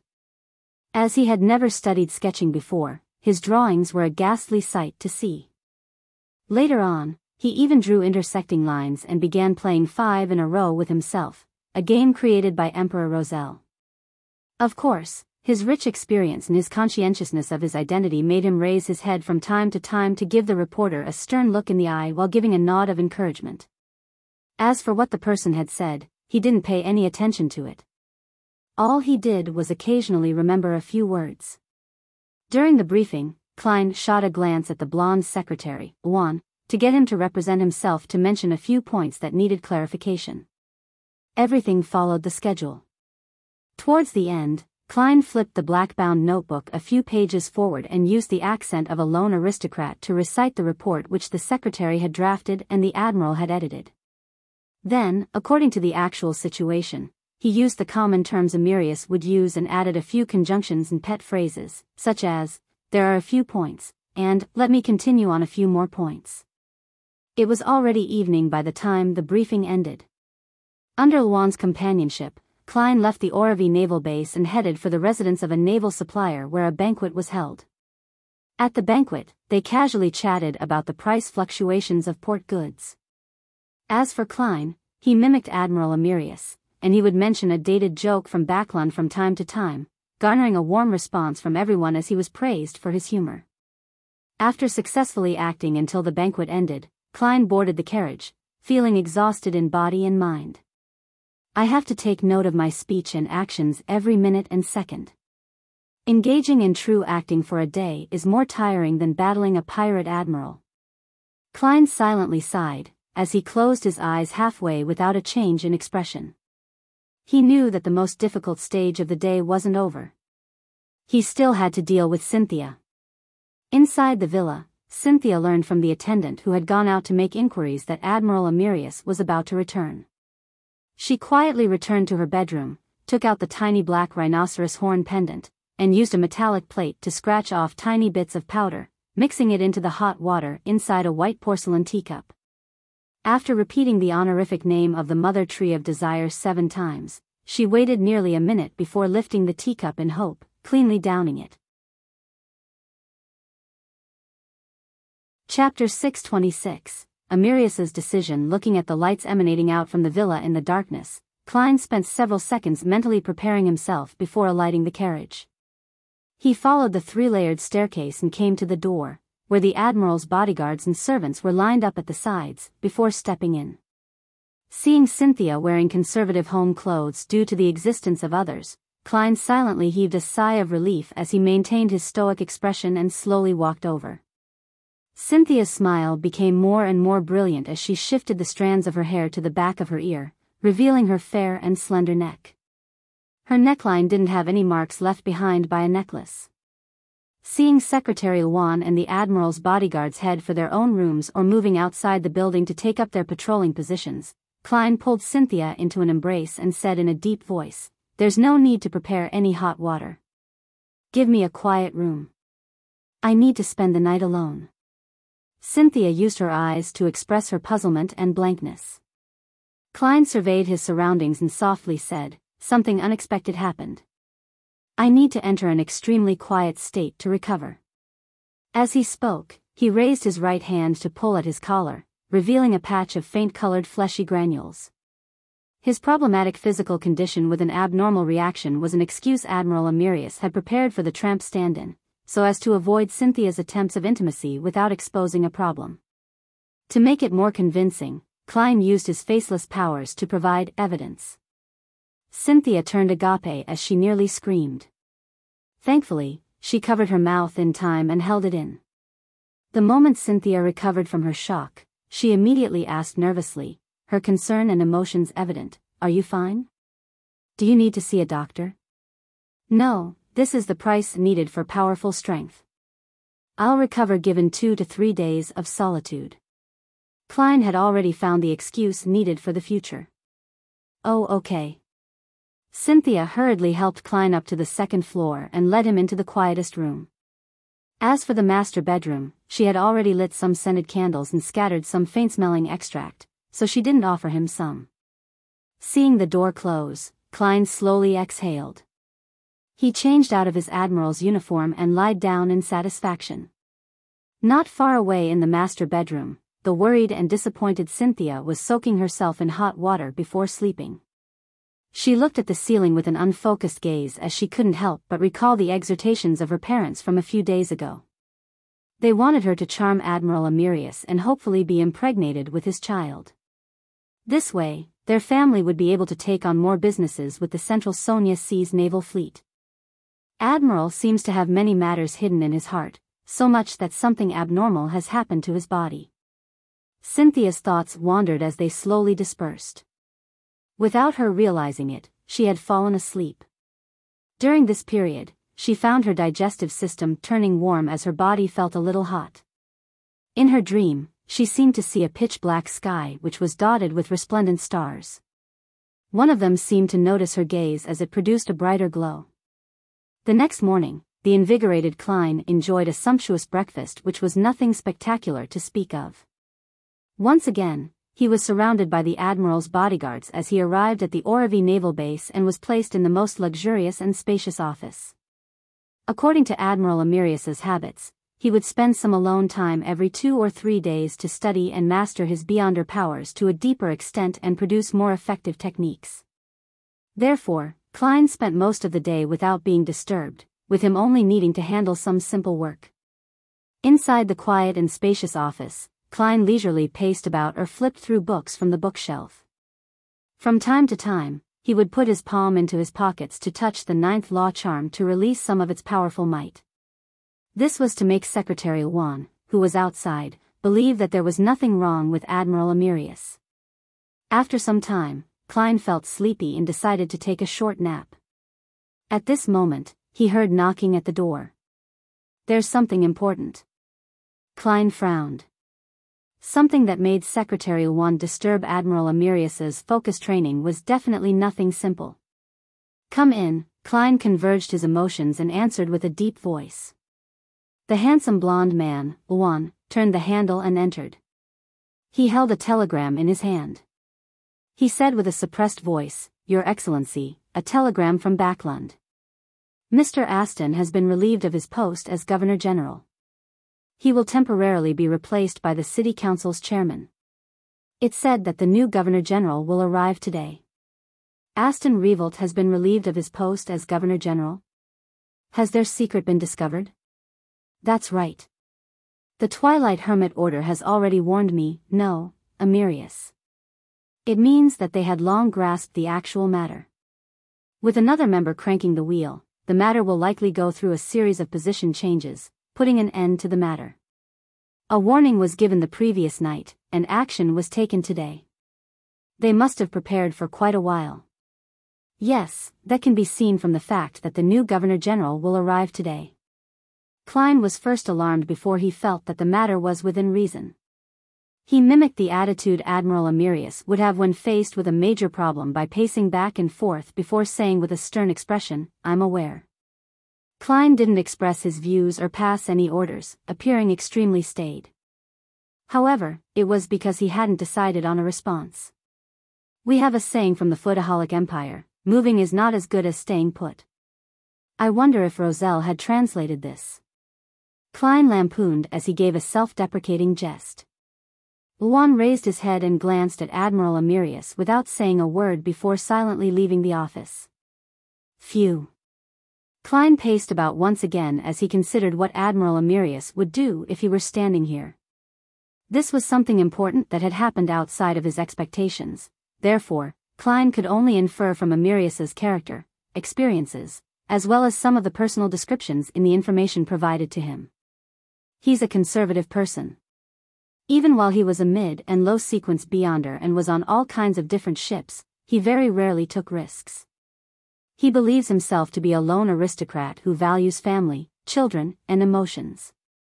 He's a gentleman who's of good bearing and garners the affection of women. This point is open to debate. With his standing and status, even a curly-haired baboon would garner the affection of men and women, no, perhaps even more. At the very least, a curly-haired baboon doesn't tell dated jokes. Information ran through Klein's mind as they intertwined to form a multifaceted image of Admiral Amyrius. While in his deep thought, he heard knocking at his door once again. "Come in." Klein instantly tensed up. Luan entered and pointed outside. "Your Excellency, Mr. Aston wishes to meet you." "Why is Aston here?" "He came to Amyrius to seek his protection. Or does he plan on making a desperate struggle?" Klein narrowed his eyes slightly, realizing that he couldn't make a decision for Admiral Amyrius. What would he do? After receiving a warning from the Twilight Hermit Order, he should already realize that the matter has been exposed. The target was long prepared, so with his conservative nature, it can be imagined that his decision would be. However, he greatly values family. He even provided some of Aston Revolt's interesting tidbits. It's not hard to tell that there's the concern and love for his younger brother in this matter. He doesn't like cannabis and tobacco. Drinking is just for socializing purposes. Apart from being a little caught up with beautiful women, there's nothing seriously wrong with him. He greatly values family. Family. Klein's thoughts raced as he fully immersed himself in Amyrius's identity, fully experiencing his hidden feelings for his family and the importance he placed on it. Family. At that instant, he seemed to turn into Amyrius, but he was able to analyze the various problems in a detached manner. After nearly 20 seconds of silence, Klein heard himself using a somewhat unfamiliar tone, saying, "Tell him that I have many matters to deal with. I don't have the time to meet him. Also, buy him a ticket back to Backlund." Luan seemed to have expected it as he retracted his gaze and replied, as though everything was normal, "Yes, Your Excellency." As he watched Luan leave the office to find Aston Revolt outside, Klein gently sighed like the real Amyrius Revolt. He knew that Amyrius would have made the same choice if he had returned early. This was family, something he valued greatly. With their scheme completely exposed, there was no way Amyrius would have exhausted his last chip on a bet and place his family at risk of destruction. As long as he didn't participate in it, and as long as he's still a demigod, the Revolt family wouldn't suffer any overly serious damage even if he isn't able to remain as the highest commander of Central Sonia Sea. And to get his secretary to buy his tickets for him made it clear that Amyrius still treated Aston as his brother. It was a warning to others not to harm him before they figured out what was happening. After nearly a minute, Luan returned and said, "Your Excellency, Mr. Aston has left. Amyrius greatly values family." Klein fell silent for 2 seconds before asking in a deep voice, his back facing his secretary, "Did he say anything?" Luan answered truthfully, "He said that you are indeed a cold person by nature." The corners of Klein's lips curled slightly as he produced an unfeeling smile. This was an instinctive reaction, however, with him completely in character as Amyrius, he believed that the Admiral would have had the same reaction. The feeling and emotions were the same. For the rest of the time, Klein sat in his office and didn't meet anyone, nor did he deal with any official business. All he did was occasionally listen to his secretary report to him about the situation on Oravi Island. Nothing happened until the arrival of the new Governor-General. In the evening, he didn't attend the banquet he was supposed to attend, and he returned to his villa. As he saw Cynthia walk towards him, he hugged her. Then, he calmly said, "Aston has been relieved of his post as Governor-General." All his sighs and pain seemed to be condensed into that seemingly emotionless sentence. "I heard about it. It should be fine, right?" Cynthia asked anxiously. Klein closed his eyes and didn't mention it again. All he did was give soft, terse reply. That sentence was the most obvious expression of his emotions as a stern, old-fashioned, and conservative high-ranking man. You're tuning in to the Biyao's Wuxia Chronicles YouTube channel. Don't forget to subscribe and join us on this journey to catch the most captivating stories.